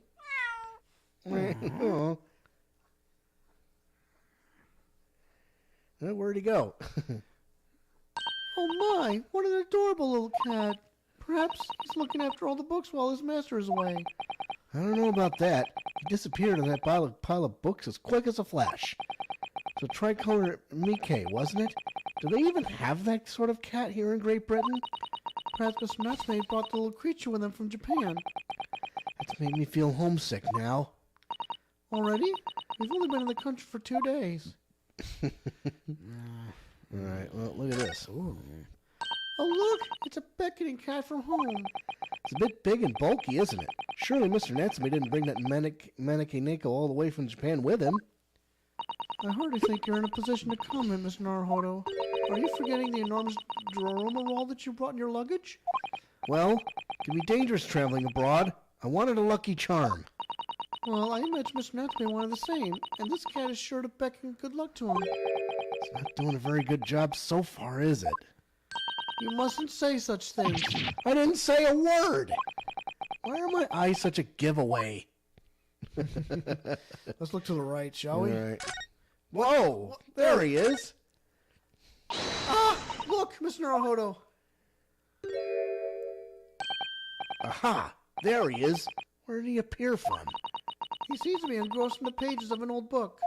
I hope he won't mind if we disturb him. Hello, Mr. Sholmes. You two. Good day. Now, let me see. Where was it that we met? Oh, Mr. Sholmes, we were together on the SS Buria. Yes, of course, the Buria.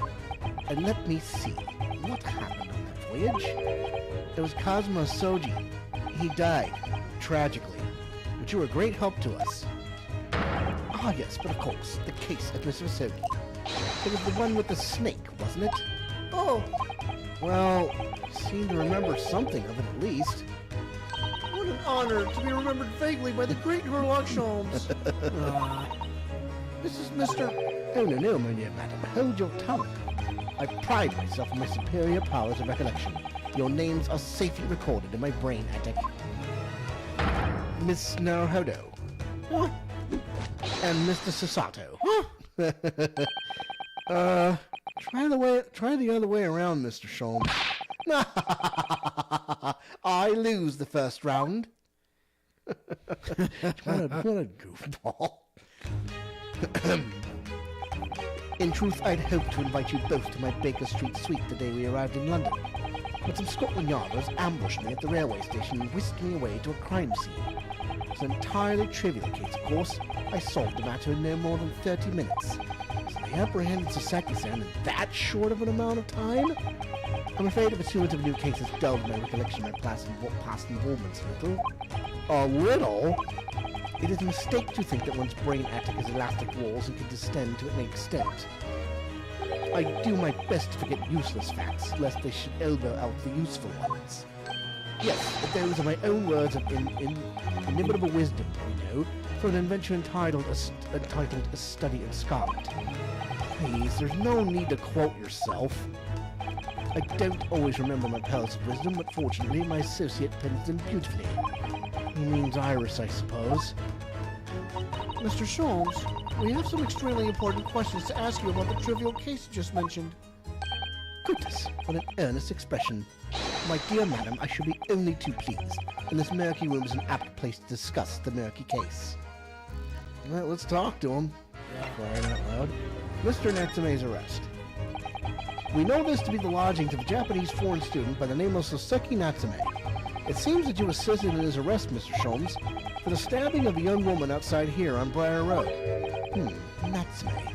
Yes, I believe it was named rather along those lines. But Mr. Natsume denies it. Was it really justifiable to arrest him on so little? I'm sorry, Miss Susato, but I have not the slightest idea what you mean. What? I can't believe he was looking Susato-san squarely in the eye while feigning ignorance. I assure you I am not merely feigning ignorance. It would appear as if the pair of you are under some misapprehension. Oh? How? I assure you I have no recollection of accusing your stooped compatriot of the crime. But that doesn't make sense. The good detective of Scotland Yard made the following request of me, and I quote verbatim.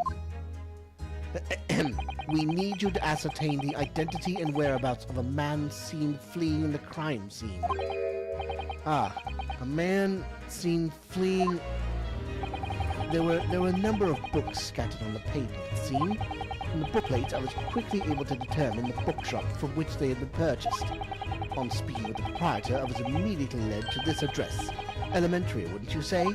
I believe there's a receipt around here somewhere from the establishment in question. So you don't think Mr. Natsume is the culprit then? That I could not tell you, but it was aggravating my faculties, hence why I returned here. However, this place is such a trove of fascinating books, I found myself quite lost in bibliophily. Do not be deceived into believing I am a man of leisure. No, no, no. Oh dear. Alright, Mr. Garrett, the landlord. Ah, tell me, have you encountered the landlord of these lodgings? Yes, Mr. Garrett, retired military man. It was the first time I've ever met a soldier from the Great British Institution that is the services. And it was the first time I ever made a maid from the Great British Institution that is service.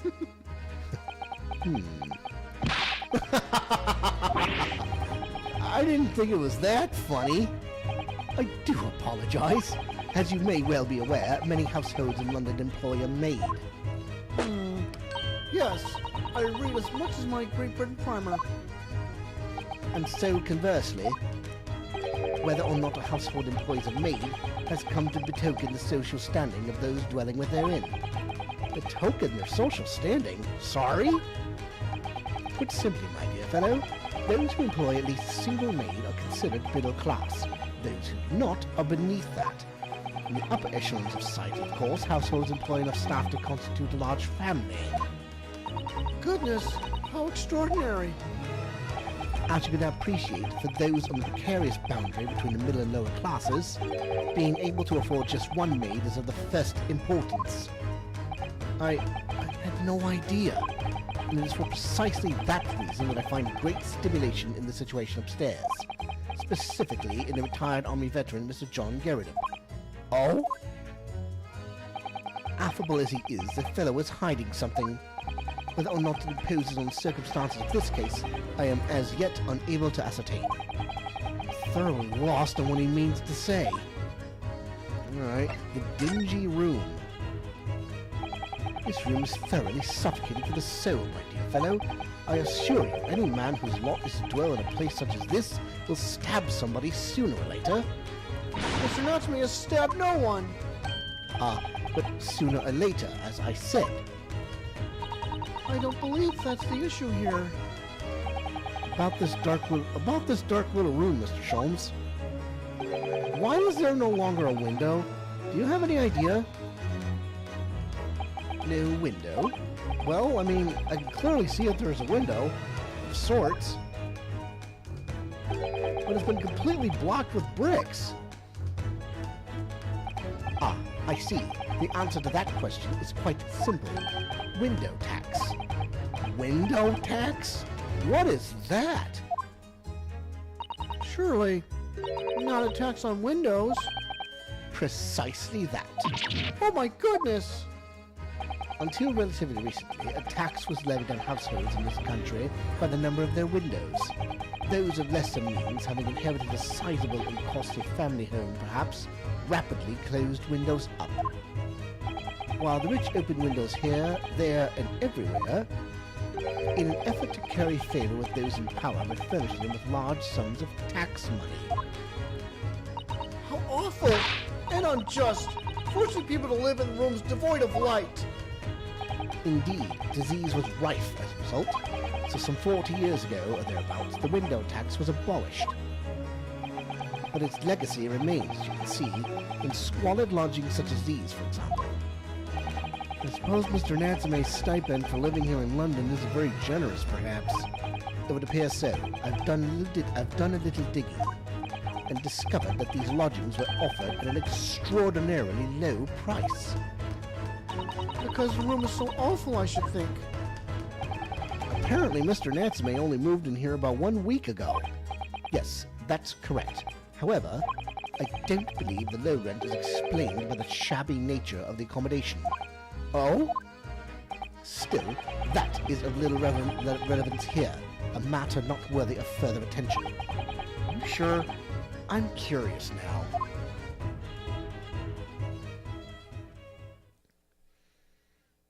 Well, I believe I've told you all that I can now.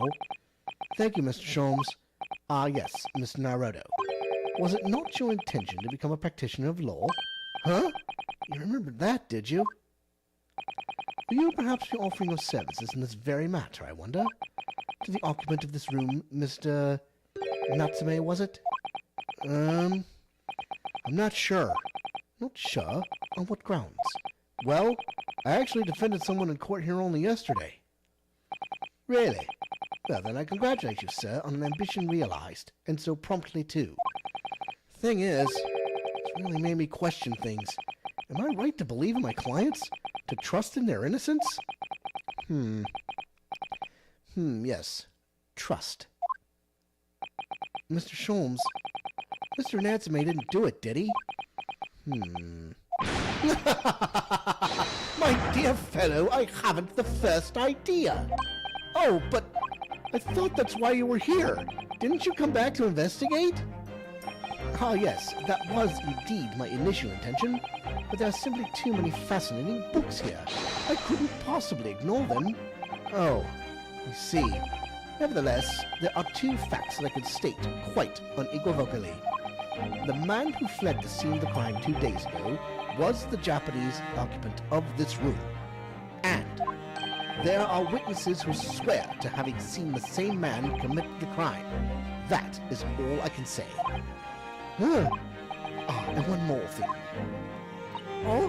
What is it, Mr. Sholmes? Tell us! I cannot say with any certainty whether or not it is of relevance to this case, but I am quite sure that the retired army man who owns this property is hiding something. Mr. Garrett is? Mr. Sholmes said as much before, actually, didn't he? Anyway, at present, that is really all that plays on my mind in relation to this case. Mr. Naruto, as yet, our investigations have uncovered nothing that can help establish Mr. Natsume's innocence. No, you're right. Perhaps it's time we probe a little deeper into Mr. Garrett's secret. Don't rub that eye too much, bud. Just remember, I cannot be sure whether the landlord's secret will prove to be of relevance or not. But I wish you every success, of course, Mr. Naruto. And there he goes. Busy man indeed. He's going back to his book in the corner of the room. All right, well, I think we should just get back to the case. get back to his room. Yep. Let's go. To the Bat Cave. Yep. 19th of February, Mr. Gyarados' room. Ah, you pair again. Tell me, was the detective chap, I forget his name, still hard at work down there? Mr. Herlock Sholmes? Ah, yes, rings a vague bell. All that detective business isn't really my thing, I'm afraid. Well, Mr. Sholmes is in his element down there. Jolly good show. Another cup of tea, if you please, Joan. Now then, why don't you tell me what... Ah! For the umpteenth time, woman, will you watch what you're bally well doing? I shall be serving dinner shortly, sir. Huh? Ah, yes, of course. Frightfully rude of me, but I'm afraid I shall have to ask you to take your leave, if you're so kind. Oh, yes, of course. We are deeply grateful for all your assistance. Not at all, not at all. Don't get much chance to talk to young foreigners like yourselves. It's been a pleasure. Best of luck and all that. Perhaps you can see yourselves out. I'm not sure about that. According to Mr. Sholmes, Mr. Gyarados is hiding something. And since no other avenues of investigation seem open to us at the moment, perhaps we should do some digging. Oh, what the hell is he doing there? Yep. It's right there. What the fuck is he doing? Ah, what's he doing over there? Mr. Sholmes! Aha! We meet again, my dear fellows. Good gracious, when did you sneak in here? Herlock Sholmes, sir, at your service. Whatever were you doing over by the window?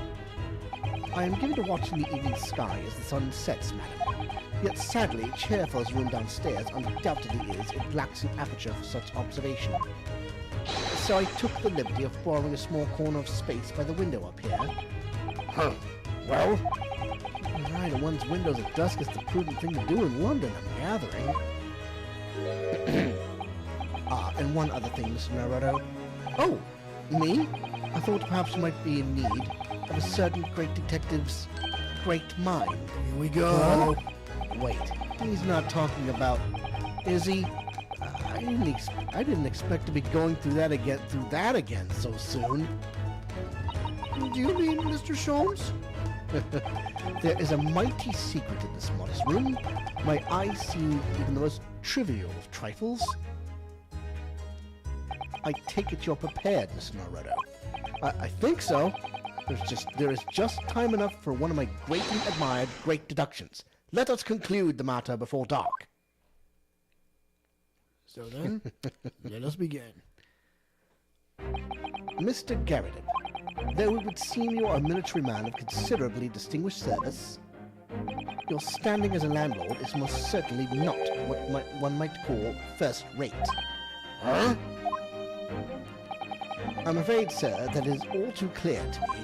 There are two conclusions I have been able to draw by careful observation of your living arrangements. I beg your pardon? The first is that even as we speak, you are concealing the presence of a ferocious beast in your care. Eh?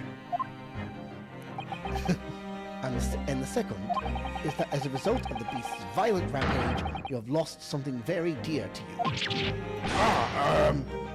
Mr. Naruto, look! The old man's broken out in a cold sweat. Unbelievably, it seems Mr. Sholmes' conclusions are both spot on. How could you possibly... How can I possibly know, you may inquire? The answer couldn't be simpler, sir. For in the dense jungle of logic and reasoning, I am the king of beasts. And I know only too well that wild beasts are not easily tamed. So, shall we begin? Once again, Herlock Sholmes is proud to present his logic and reasoning spectacular. Lock and load, ladies. Here we go. The great deduction. The game is afoot. Topic number 1.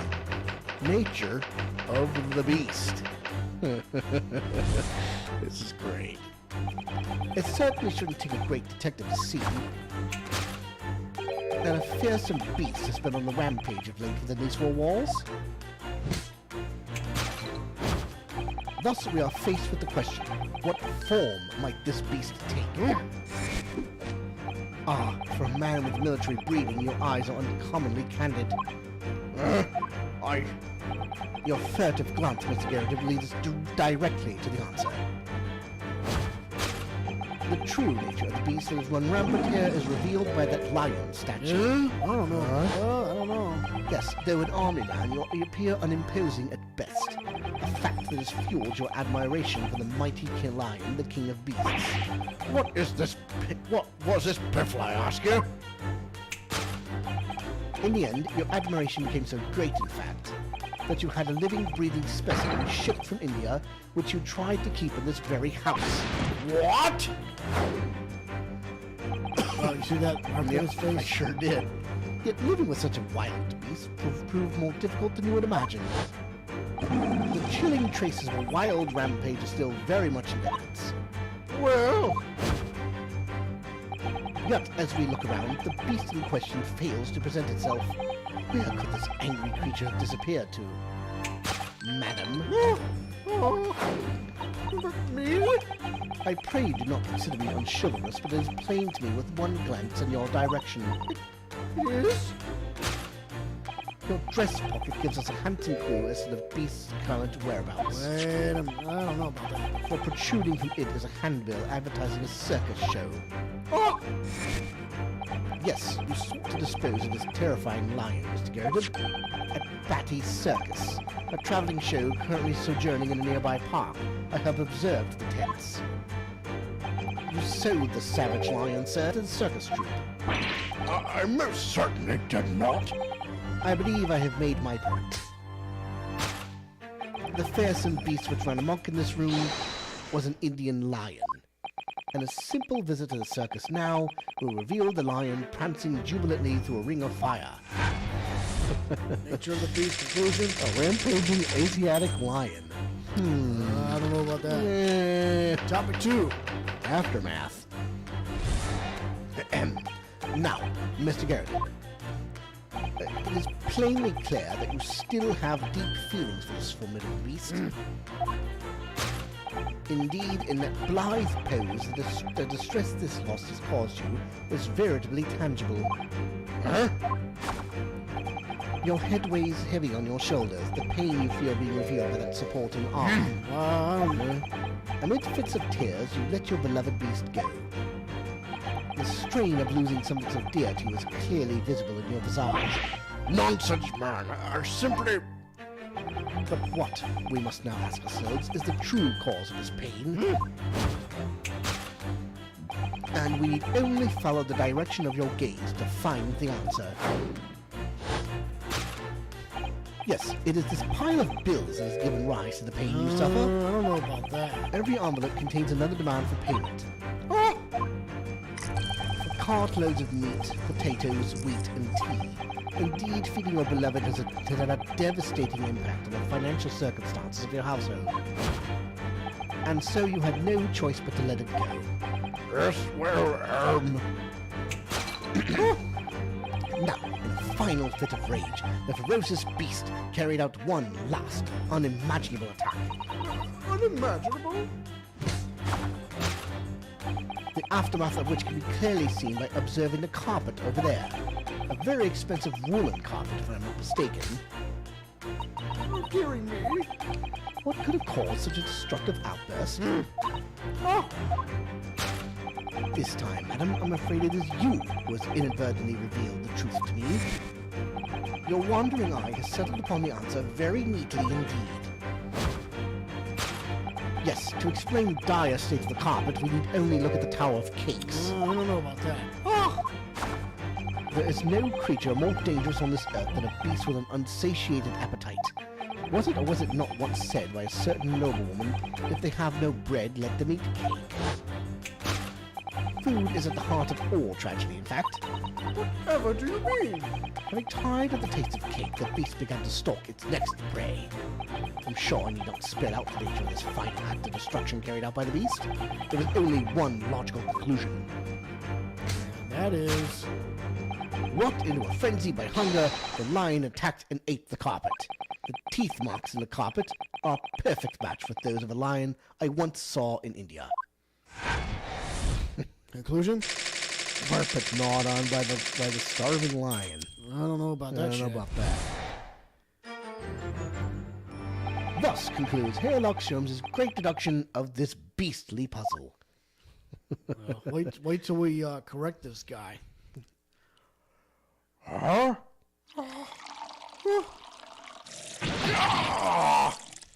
What is the matter with you, Joan? You're pouring scalding hot tea all over me. Oh, I'm sorry, Mr. Garden. I'm afraid I didn't notice. My deductions can be startlingly sharp. It stands to reason that your cup runneth over. Indeed, my revelations can make people spill tears at times too. Oh, Mr. Sholmes, sorry to butt in, again, but can I make an observation? Why, certainly, Mr. Naruto. What is it? Again. Well, your deductions just now. You really think a lion could have fit inside a room of this size?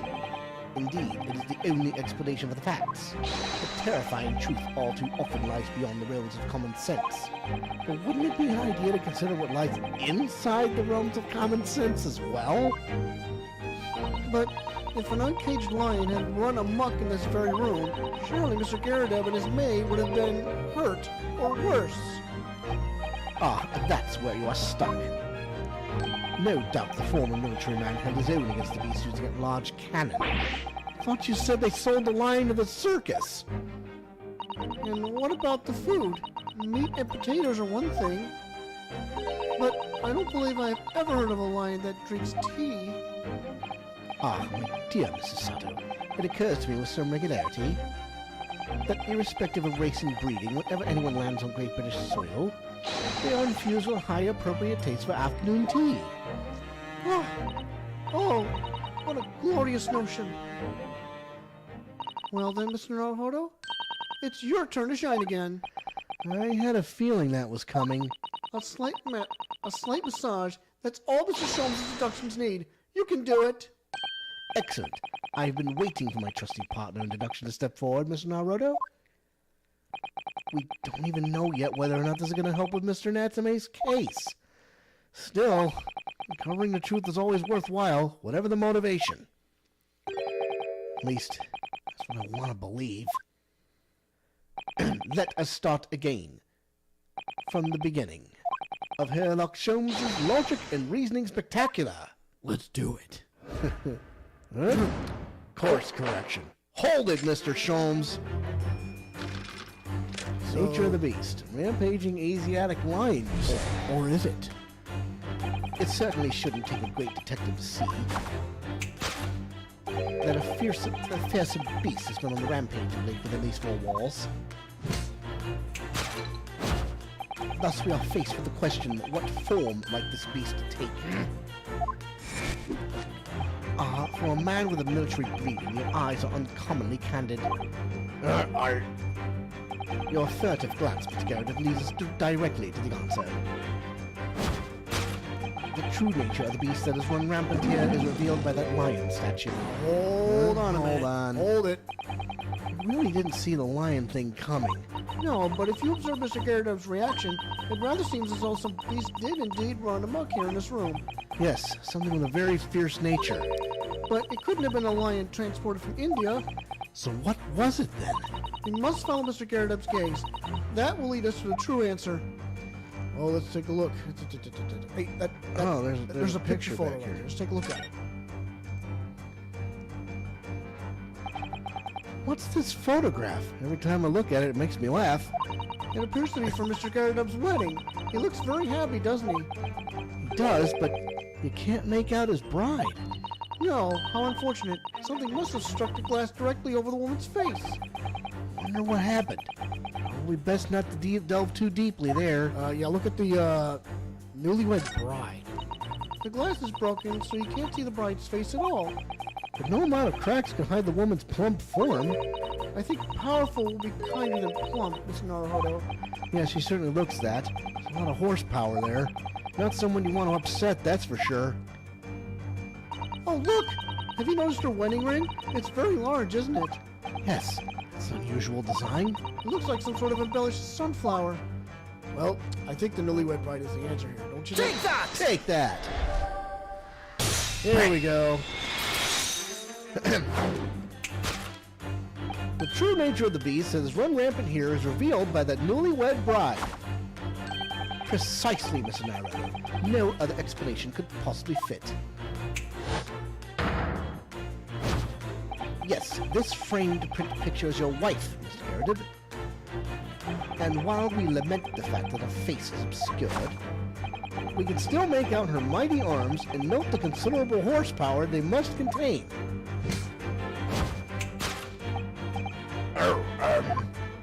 Indeed, surely any woman of such powerful constitution would be honored to be described as a beast. Honored might be stretching a point. Too late, the fact remains that the beast which so clearly savaged this room was your wife, Mr. Garrett. The chilling traces of a wild rampage are still very much in evidence. Whoa! Yet, as we look around, the beast in question fails to present itself. Where could this angry creature have disappeared to? Madam? Me? I pray do not consider me unchivalrous, but it is plain to me with one glance in your direction. It is? Your dress pocket gives us a handsome clue as to the beast's current whereabouts. I don't know about that yet.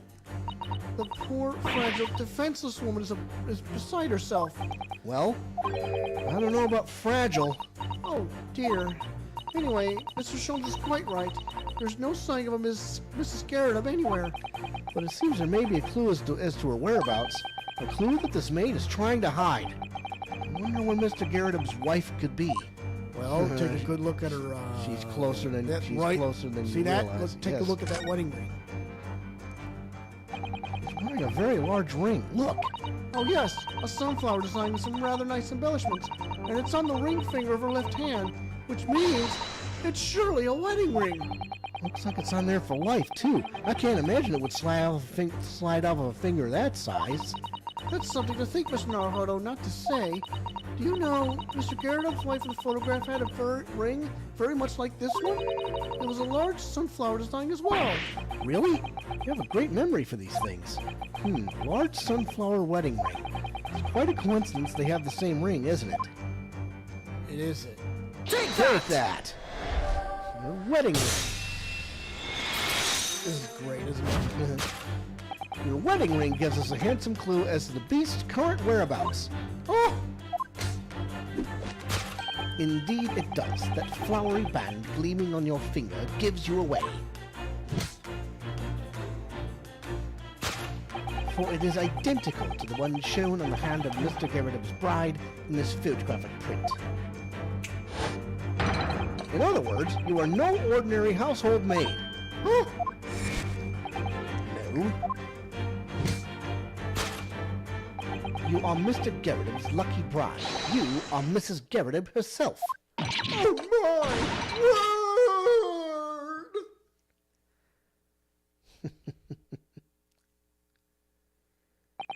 Well, jolly fine detecting, sir. As you rightly surmised, this is the wife, yes? My Joan. Rather let herself go, you might say. She was a belly cork about... It would appear that you don't live in the most comfortable of circumstances. After all, you are a retired army man, yet you are in the business of renting out rooms. I would assume, therefore, you have insufficient means to employ a maid. Would that be correct? It's not right, I tell you. Second lieutenant of the 3rd Regiment. Man is his pride, don't you know? My golly, it's a sorry thing when a chap can't afford to have a single maid in his employ. Yes, here in London one is rather judged.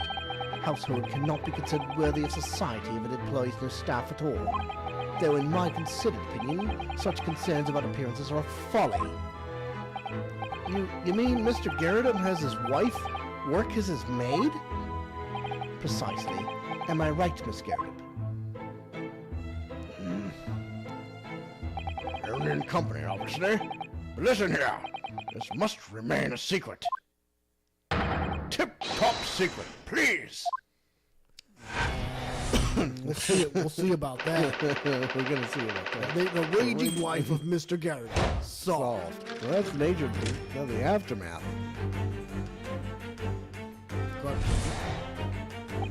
Now, Mr. Garrett, it is plainly clear that you still have deep feeling for this formidable beast. Indeed, in that blithe pose, the distress this loss has caused you is veritably tangible. Your head weighs heavy on your shoulders, the pain you feel being revealed by that supporting arm. I don't know about that shit.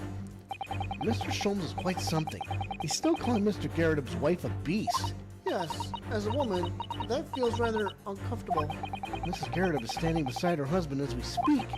In other words, he hasn't lost his beloved at all, has he? Oh, how true. So perhaps that supporting arm that's easily propping up his head has some other significance then. According to Mr. Sholmes, Mr. Garrett's pain is tangible, though. What could that pose of his really signify? Well, look around. Take a See look that? at his left cheek. Oh my, look at that bright red mark. Gosh, that's quite something, and clearly made by somebody's hand.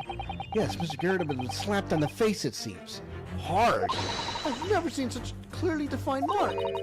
Whoever could have done such a thing? Well, it's a very limited number of candidates, I'd say. Take that!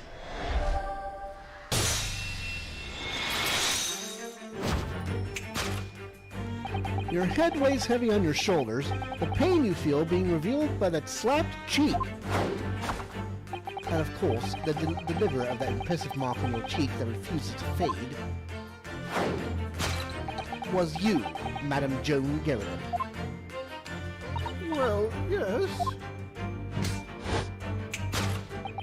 You have been desperate to hide the slap mark on your cheek, sir.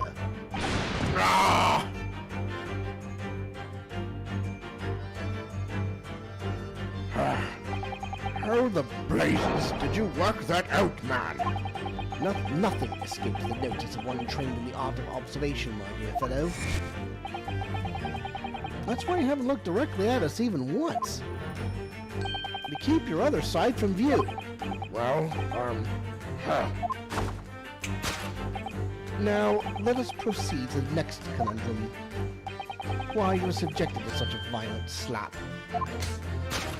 In other words, we must ask ourselves what caused Madame Garrett to fly into a rage.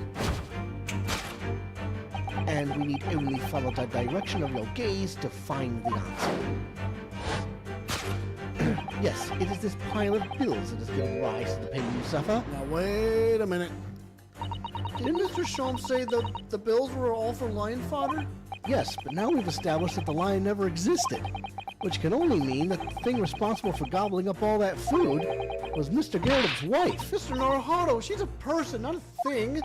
Yes, well, she's also a person who gave her husband a mighty slap around the face. One so hard it left a perfect hand mark, in fact. Yes. Why would a woman want to hit her husband with such force, I wonder? I'd love to know the answer. I'd love to know the answer to that question. Well, look carefully. Let's just look at it. Okay. Looking at all these bills, it certainly amounts to a great deal of food. Meat and potatoes by the cartload, wasn't it? Well, looking at the two of them, you can tell immediately who eats the lion's share in this household. Well, at least we're no longer talking about an actual lion anymore. That card, What is look at that? it. Just look at it. Oh, someone must be reading this book at the moment. There's a bookmark here. Look. Mr. Garrett was clearly an avid reader. Oh, wait a minute. I don't think this is a bookmark. Oh no, so it isn't. It's a note written in a woman's hand. Oh, James, I love you. Yours, Mary. And look, that's the signature here. Lip marks made with lipstick. Oh, what a passionate and romantic gesture. Get any ideas, Susato-san? Oh dear, I'm sorry. So this bookmark is actually a love note then. Present that. Take that! We hope you guys are enjoying it. I hope so. I hope so too. Yes, it is this love note that has given rise to the pain you suffer. Oh, James, I love you. Yours, Mary. Passionate indeed. Perhaps the sender of this note, a certain Miss Mary, is the fly in the ointment here. But I don't know the Valley Woman. You don't know her? That note wasn't written to me. It's just in the book. I don't know how it got there. It was just in there, you say. That's right. That's what I've been saying. Ah! A likely story. Now listen here, Joan, old thing. I explained at the time. I bought the book at that second-hand place. And that note must have already been in there. So the previous owner of the book was using it as a bookmark, you mean? That's right. That's what I've been saying. Ah! A likely story. For heaven's sake, woman, look at the name. It's written to James. My name, in case you've forgotten, is John. Ah! A likely story. Are you questioning my name now? Ugh! And there we have it. Arouse the suspicions of the female heart, and you unleash the beast with the most ferocious bite. Just heard that lion's roar. Now, in a final fit of rage, the ferocious beast carried out one last, unimaginable attack. Unimaginable? The aftermath of which can be clearly seen by observing the carpet over there. A very expensive woolen carpet, if I'm not mistaken. Oh, dearie me. What could have caused such a destructive outburst? This time, madam, I'm afraid it is you who has inadvertently revealed the truth to me. Your wandering eye has settled upon the answer very neatly indeed. Yes, to explain the dire state of the carpet, we need only to look at the Tower of Cakes. Look, what about the thing next to it? Hang on. But surely Mrs. Garrett didn't eat the carpet. No, of course not. But there doesn't seem to be any doubt that the state of disarray that this room is in is a result of her wild temper. No, that's true. So, this is the last part of Mr. Sholmes' seduction that we need to fix. We need only to follow Mrs. Garrett's gaze, and that will tell us the real answer. Right? Let's see what we can see. Yes. So look at this. The carpet here has been ripped to shreds. Yes, and according to Mr. Sholmes' deduction, the tears match those made by an Indian lion's teeth exactly. Oh, look here. What is it? If you look closely at the edge, you can see scorch marks. Oh yes, so you can. In that case, perhaps the carpet wasn't eaten in the normal sense at all. Let's rethink this with that in mind. Now take a look at the candlestick. This looks like a very old candlestick, doesn't it? The base looks too small. Surely it's very unstable. It looks to me like even the slightest knock would make it topple over. Oh dear, that would be dangerous. Wait, take a closer look at this. There's one candle missing. Yes, I didn't notice that before. Why is that, I wonder? Why is one candle of the three missing from its holder? Well, present that and find out. Take that! Take that!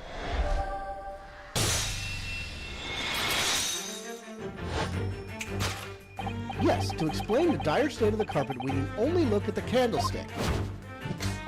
Most illuminating, my dear fellow, and of course the only possible way out of this logical labyrinth. Yes, the remnants of a ferocious attack in which the carpet was devoured are clearly visible. Indeed they are. The scorch marks at the edge certainly give the truth away. Clearly give the truth away. Scorch marks? It would appear that this room was the scene of a little marital altercation. Mrs. Garrett's mighty arm muscles left an impression not only on her husband's face, but on the entire room. But on the entire room. The force of a strike caused a candle to fall from the holder. And in seconds, the carpet was alight and the whole corner of the room in flames. Yes, sir. For the most ferocious beast in this world is neither a violent lion nor a vengeful woman, but fire. And in this room, that ferocious beast bared its claws and ran amok. Eloquently put, my dear fellow. So you see, there is but one conclusion here. All Together together now. Here we go. You be near Hana. After the sparks of murder of the storm flew, this room was the scene of a fire.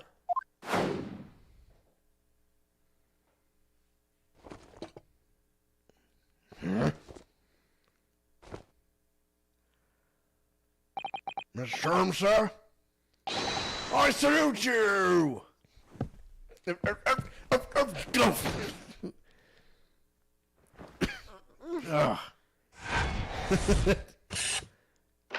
Carpet scorched by a small fire. Solved. Deduction complete.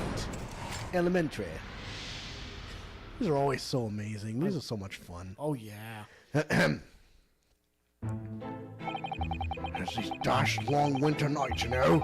Nothing to do but read in front of the fire. Luckily, there's a jolly good second-hand bookshop just round the corner. Buy all my old novels there. And in the pages of one particular novel, you discovered some rather illicit material. For which your wife admonished you harshly, it seems. Don't know about admonished. Demolished might be rather closer to the mark. The beast is most certainly an opposite. Ah!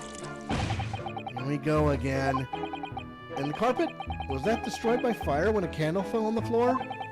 Afraid to say it was. Happened in the blink of an eye, you know. The whole place filled with smoke. Couldn't see a bally thing. It's caught between the oak stick's rage and the raging flames. You would paint a torrid picture, sir. One that would have been most entertaining. That's sympathy for you. Didn't take long for the fire to spread, of course. The bally furniture started going up as well. Had to hide the mess behind that screen for the time being. Over here, Mr. Garrett. Well, you have nothing more to hide now, if you'll allow me. What? Yep. Whoa. Jeez. Had all my favorite old novels in that case. As soon as the fire got hold of them, that was it. Whoosh! Up in smoke. Gosh. Then the wife started hurling things at me. What a terrible sight it must have been. There was I, back up against the window under heavy enemy fire. Incendiary books incoming 10 to the dozen. Worst of it is, lost my favorite. Book called The Lion's Pride. That's going to be important. The Lion's Pride?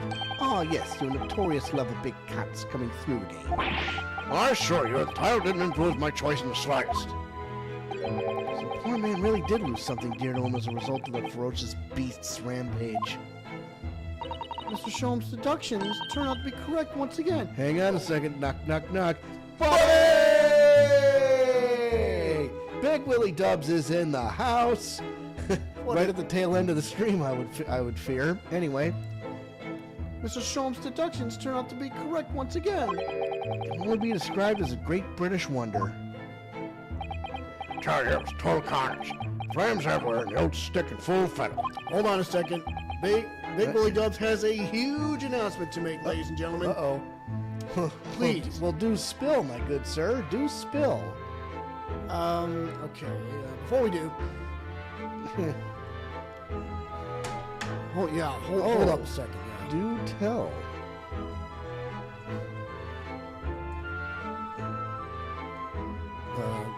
Forgive our stalling for a second here. Well, we could wait for him to. We'll go through it till he says it. And what? Out of interest, what time of day?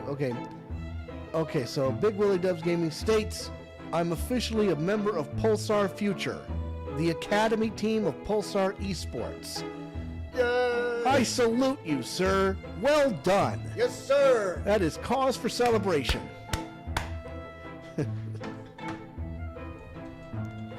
This is certainly cause for celebration. Yes, sir. Okay, As so we were. I'm going to ask again. Out of interest, what time of day was that? Not sure I can remember. It's 2 days ago now. Let's see. Around 5 o'clock, I think. 5 o'clock, you say?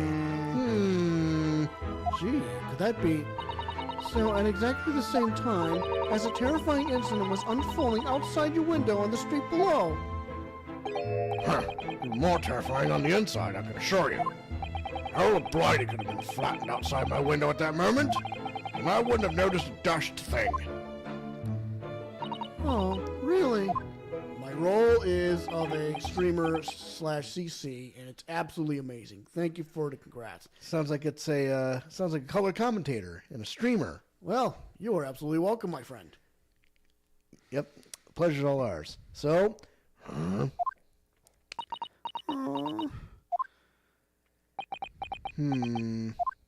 Content creator, close. Mr. Sholmes. Yes, Mr. Naruto. What can I do for you? Well, I think we've got to the bottom of Mr. Garrett's situation now. What does it have to do with Mr. Natsume's circumstances? I can't help you there, I'm afraid. What? My dear fellow, if you recall, I did say as much from the outset. I warned you that although I knew the retired army man to be hiding something, I could not be sure whether his secret would prove to be of relevance or not. I just knew you were going to say that. Now, Mr. Naruto, you mustn't lose heart. Bear in mind that all things fall into one of only two categories. Those relevant to the case, and those not. That makes no sense to me. Well, no matter. It is of far greater importance that you make up your mind now. Sorry? Visiting hours at the prison will soon be over. Huh?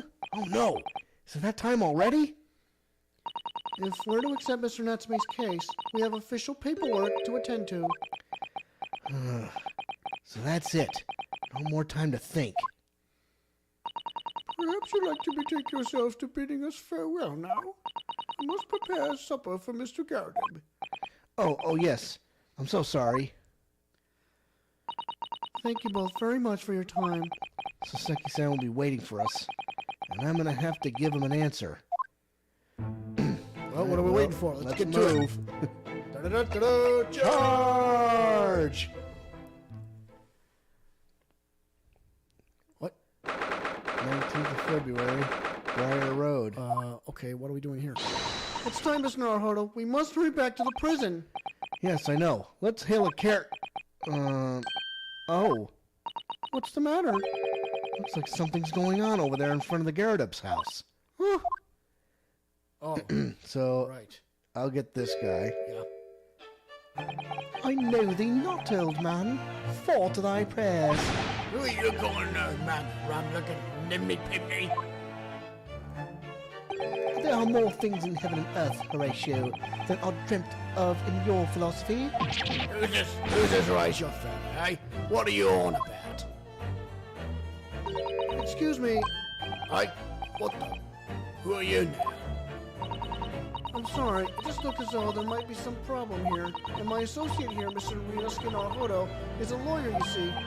A lawyer? What? If I could be of any assistance, I'd be happy to help. I'm from Japan, but I've studied English law. Fine. I'll be on my way for today. You mark my words. This ain't over yet. Get thee to a nunnery. Do I look like a blooming nun to you? What the hell is that all about? Hell if That I makes- know. But it's going to be very important later. I do hope you're not injured. O fair Eastern maiden, thou art so gentle. Thank you. What was that all about? There are more things in heaven and earth, Horatio, than are dreamt of in your philosophy. I'm not Horatio either. Forgive the inquiry, sir, but are you a lodger here in the Garrett residence? O fair Eastern maiden, thou art so right. Yes, I do dwell in this humble abode. Mr. Garrett had mentioned that he had another lodger, didn't he? This must be the man. Do you happen to know the other lodger who lives on the first floor? Ah, yes, a gentleman named Natsume. Oh, more worthy a palmist in my battle of words, near could... Oh, more worthy a palmist in my battle of words, near could there be. Sorry, battle, did you say? Who is the stronger, Hamlet or Macbeth? Mr. Natsume and I sparred long into the night. I see. I don't fully understand, but it seems Mr. Natsume and this gentleman are acquaintances at least. So fair, maiden, so good gentleman. I can tarry here no longer. Fare thee well. And there he goes. I didn't really understand him, but I think he's returned to his room. Seems he's unaware of what's happened to Mr. Natsume, so he can't really help us. Well, Soseki said in that man is lodgers, the garret house is certainly full of eccentrics. Anyway, I'll go find a carriage. Yes, I'm sure Mr. Natsume is eagerly awaiting our return. Let's hope we can get to the prison before visiting hours are over. Well, I guess we can automatically get there. Here we are. 19th February, 6:31 p.m. Local prison, cell number 9.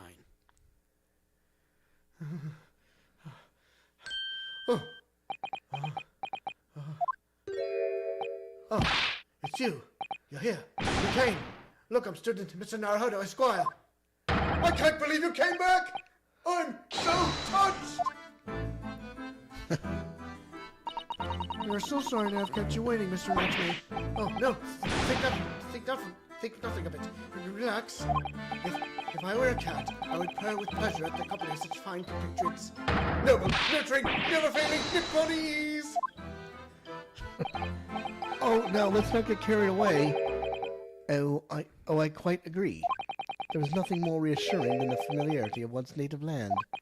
On the other hand, it is through friendship transcending international borders that one truly appreciates the fact. Such is my belief, at least. It's you! The miserable, rotten spy! Herlock Sholmes! Mr. Sholmes, what are you doing here? I have no intention of doing anything per se, save observing, of course. Whatever do you mean, Mr. Sholmes? Well, having encountered some curious reading material in a gloomful room, and having unmasked the secret identity of that eccentric pair, I decided I should drop in on my way home to see how our divested friend is faring. Gloomful room? At least your accommodation here offers a window, my dear fellow.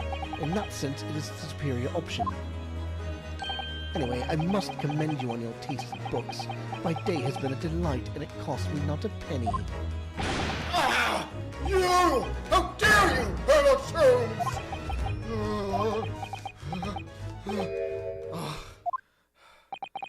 I've had it. I'm through. I'm at the end of my rope. I should never have come to Great Britain. It was a terrible mistake. Haunted by spirits in those accursed lodgings. No doubt my luck will be cursed in tomorrow's trial as well. My whole life has been damned! What are you thinking, Mr. Naruhodo? He mentioned that once before, didn't he? That his lodgings were cursed, I mean. And there is much truth in Mr. Mustache's words. What? Cursed is a wholly appropriate description, I would say, for the man's lodgings, and indeed for tomorrow's trial. What's that supposed to mean? Well, let's talk to him. Shit. Cursed trial. Mr. Natsume, what did you mean by what you said just now? About the trial tomorrow being cursed? Oh no. What? Why are you looking so grave? You're making me nervous. I was just getting carried away, that's all. I didn't mean anything by it. Oh, I see. It's really agitated him. You don't mean the trial really is cursed somehow? Are you referring to the prosecutor, the Reaper of the Bailey? Huh? Oh no. What do you mean? Please tell me. Summarize it succinctly in 16 salient words. No defendant has ever survived a trial in which the Reaper stands for the prosecution. Ever. Oh my goodness! Can it really be true? That was 16 words exactly! Yesterday, Mr. Naruhodo successfully defended someone against the Reaper. But then, after the trial was over, the defendant passed away in unusual circumstances. Mr. McGilded. What? Ah, I am impressed, Mr. Sato. You have an eye for detail. Actually, the Lord Chief Justice told us. Mr. Sholmes, surely it can't be that having failed to have the accused convicted, Lord Van Zieks killed the man himself? Oh no, he couldn't have, surely. You have some wonderful notions. Sorry? The man isn't a mass murderer. He's a court prosecutor, my dear fellow. Oh, yes. Why, of course he is. Oh, of course he is. Then why are you trying to scare me? It could be said, however, that the real truth about the man is even more terrifying than your hypothesis. What on earth do you mean by that? Oh boy, what is this? Van Zieks is a quite exceptional man. However, in London courts of law, exceptional does not equate to winning every case without exception. Oh, that's good. Looks like he's gonna cry tears of joy. As you are no doubt aware, in a British criminal trial, there is both a judge and a jury. The judge officiates based on the letter of the law, whilst the jury offers public opinion and common sense. It is an excellent system whereby the defendant's guilt is considered from several points of view. However, public opinion in particular is somewhat easily manipulated. Right. Criminals and corrupt lawyers, for that matter, can use it to their advantage, by any means at their disposal, contriving evidence, calling impostors as witnesses, and so on. By such underhand means, those who would want to are able to sway the jury, which means that even in the light of irrefutable evidence, the prosecution can fail. But it means the wrong verdict can be passed. And sadly is from time to time, my dear madam. It is simply the reality of the situation. And that's all right. However, those indicted by Lord Van Zieks cannot escape justice. Their fate is sealed. Oh my! Though the adjudication may see them leave the courtroom with their freedom, within months they all disappear. It is most striking. Disappear? But how? Ah, by all manner of misfortune, sir. Perhaps they are trampled under a passing carriage. Perhaps they fall into the Thames and drown. Perhaps they are suddenly overcome by a raging fever. Or perhaps attacked by highwaymen. No. All examples of the reality of events here in London, I'm afraid, Mr. Naruto. Ugh. Ah, I knew it. I'm A dead dodo, done for, doomed! cursed lodgings. Ugh. When you said accursed lodgings before, you're referring to your room at Mr. Garrett's house, I assume. Do you mean to say you believe the place is cursed? It's been a year now since I came to Great Britain. I'd only been in London a week before I started to notice strange feelings myself. That didn't take long, then. Everywhere I looked, there were foreign faces staring at me, laughing behind my back. I was sure people were talking about me. I started to become nervous about going outside. They were always staring at me, all the time, from dawn till dusk. So I shut myself away in my room. But even that didn't help. The fear wouldn't go away. You must have been very lonely having been away from your homeland for such a long time. I had to move a number of times, most recently to that room on Briar Road a week ago now. Yes. Why did you choose there? Seems a little inconvenient. The rent is cheap. I had so much money. It appealed to me straight away. Of course, I asked why it was so affordable. The landlord just simply said, "The room is cursed." Oops. I quickly tried to cover his mistake, but it was too late. So I told him, "If you have something to say, then say it. But if not, Don't mention it in the first place! Yes, well said. but it was true. It was all true. You mean the room really is cursed, then? Ever since I moved into that windowless hellhole, my sleep has been plagued with nightmares. I awake feeling as though I'm being choked to death. And in my waking hours, people are stabbed in front of me as I walk down the street. I'm branded a killer, thrown in prison. Nobody wants to know me. I'm Surrounded by scary, sinister spirits! If only there was someone, just one person on my side. Can no one find it in his or her heart to believe in me? Really, no one at all? To believe. Yes, to believe. So, okay. To believe. And kids, remember that detail about how it feels like he's choking? That's important later on, but not in this case. Mr. Sholmes. Me, Mr. Naruto. Pray, what can I do for you? It's about the case on the SS Burya, if you recall. The Burya. That case, the one with the snake. Well, yes. At that time, I was the suspect. But you believed in me and listened to my side of the story. And you helped us to investigate. I did, didn't I? Interesting. What I want to know is, why? Why did you believe me?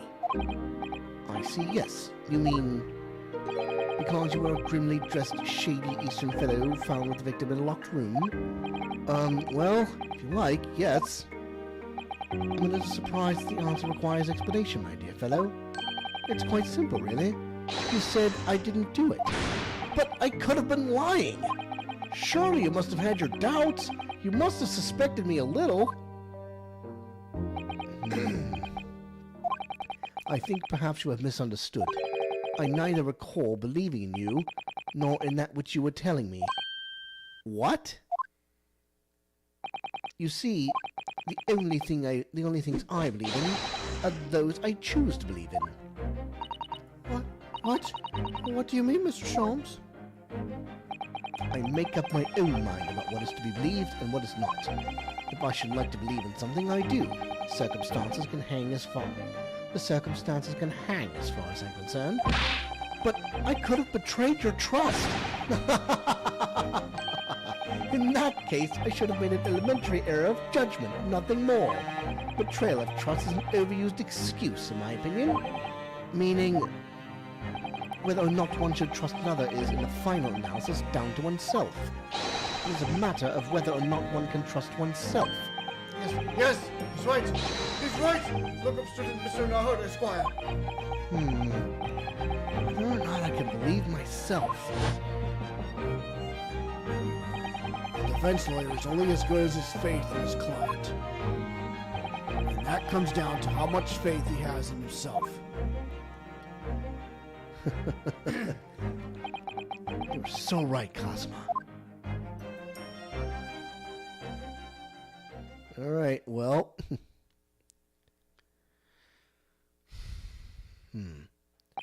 Well, my dear fellows, it is time we were leaving, I believe. Already? Visiting hours are over. The guard will be here shortly to escort us out. There is a restaurant near here that serves excellent trout. Would you care to join me? Oh dear. There's never enough time, is there?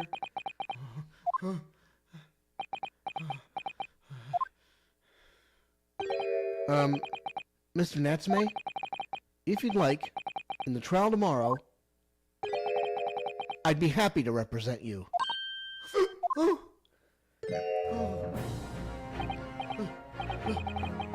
Look up, student Mr. Naruto, Esquire. As I said, I only experienced a British courtroom for the first time yesterday. And although the man I was representing was found not guilty, I lost sight of something crucial. Something crucial? What to believe in. The defendant, justice, or the truth. How to believe even. But I think I finally worked it out.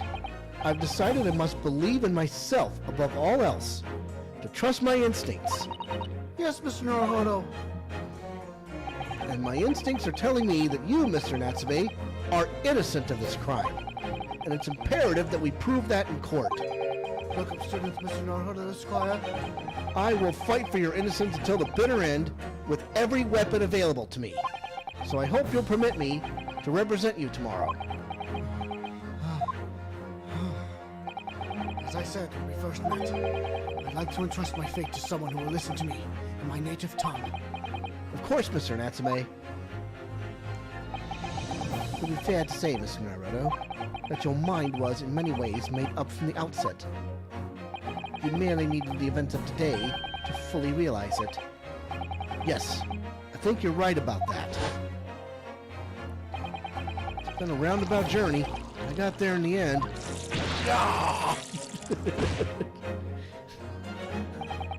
Miss Susato, Yes? would you be willing to stand by my side tomorrow and help me in court? Absolutely. As I said this morning, you may consider me your personal judicial assistant. The shocking events of yesterday's trial still weigh heavily on my mind. But it's time to stop looking backwards. Kazuma believed in me, and Mr. Sholmes believes in me now too. So it's time. Time that I learned to believe in myself. Saseki-san is no one. He's all alone. So it's my job to help him. To fight his corner. Tomorrow. In the courtroom. With all the strength I can muster.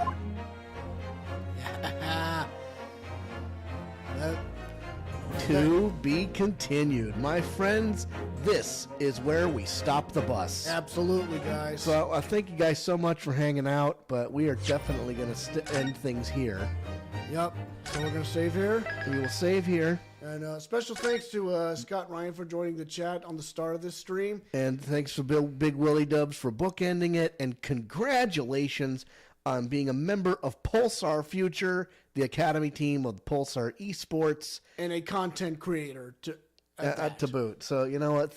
Congratulations to Big Willie Dubs on that. And thank you to everyone who viewed our stream tonight. So, without further delay. Turn in next week for the trial. Yes, it's going to be a banger. Thanks. You are welcome. And so, I'm the Cannonball Alex Steele. I am the Package Andrew Steele.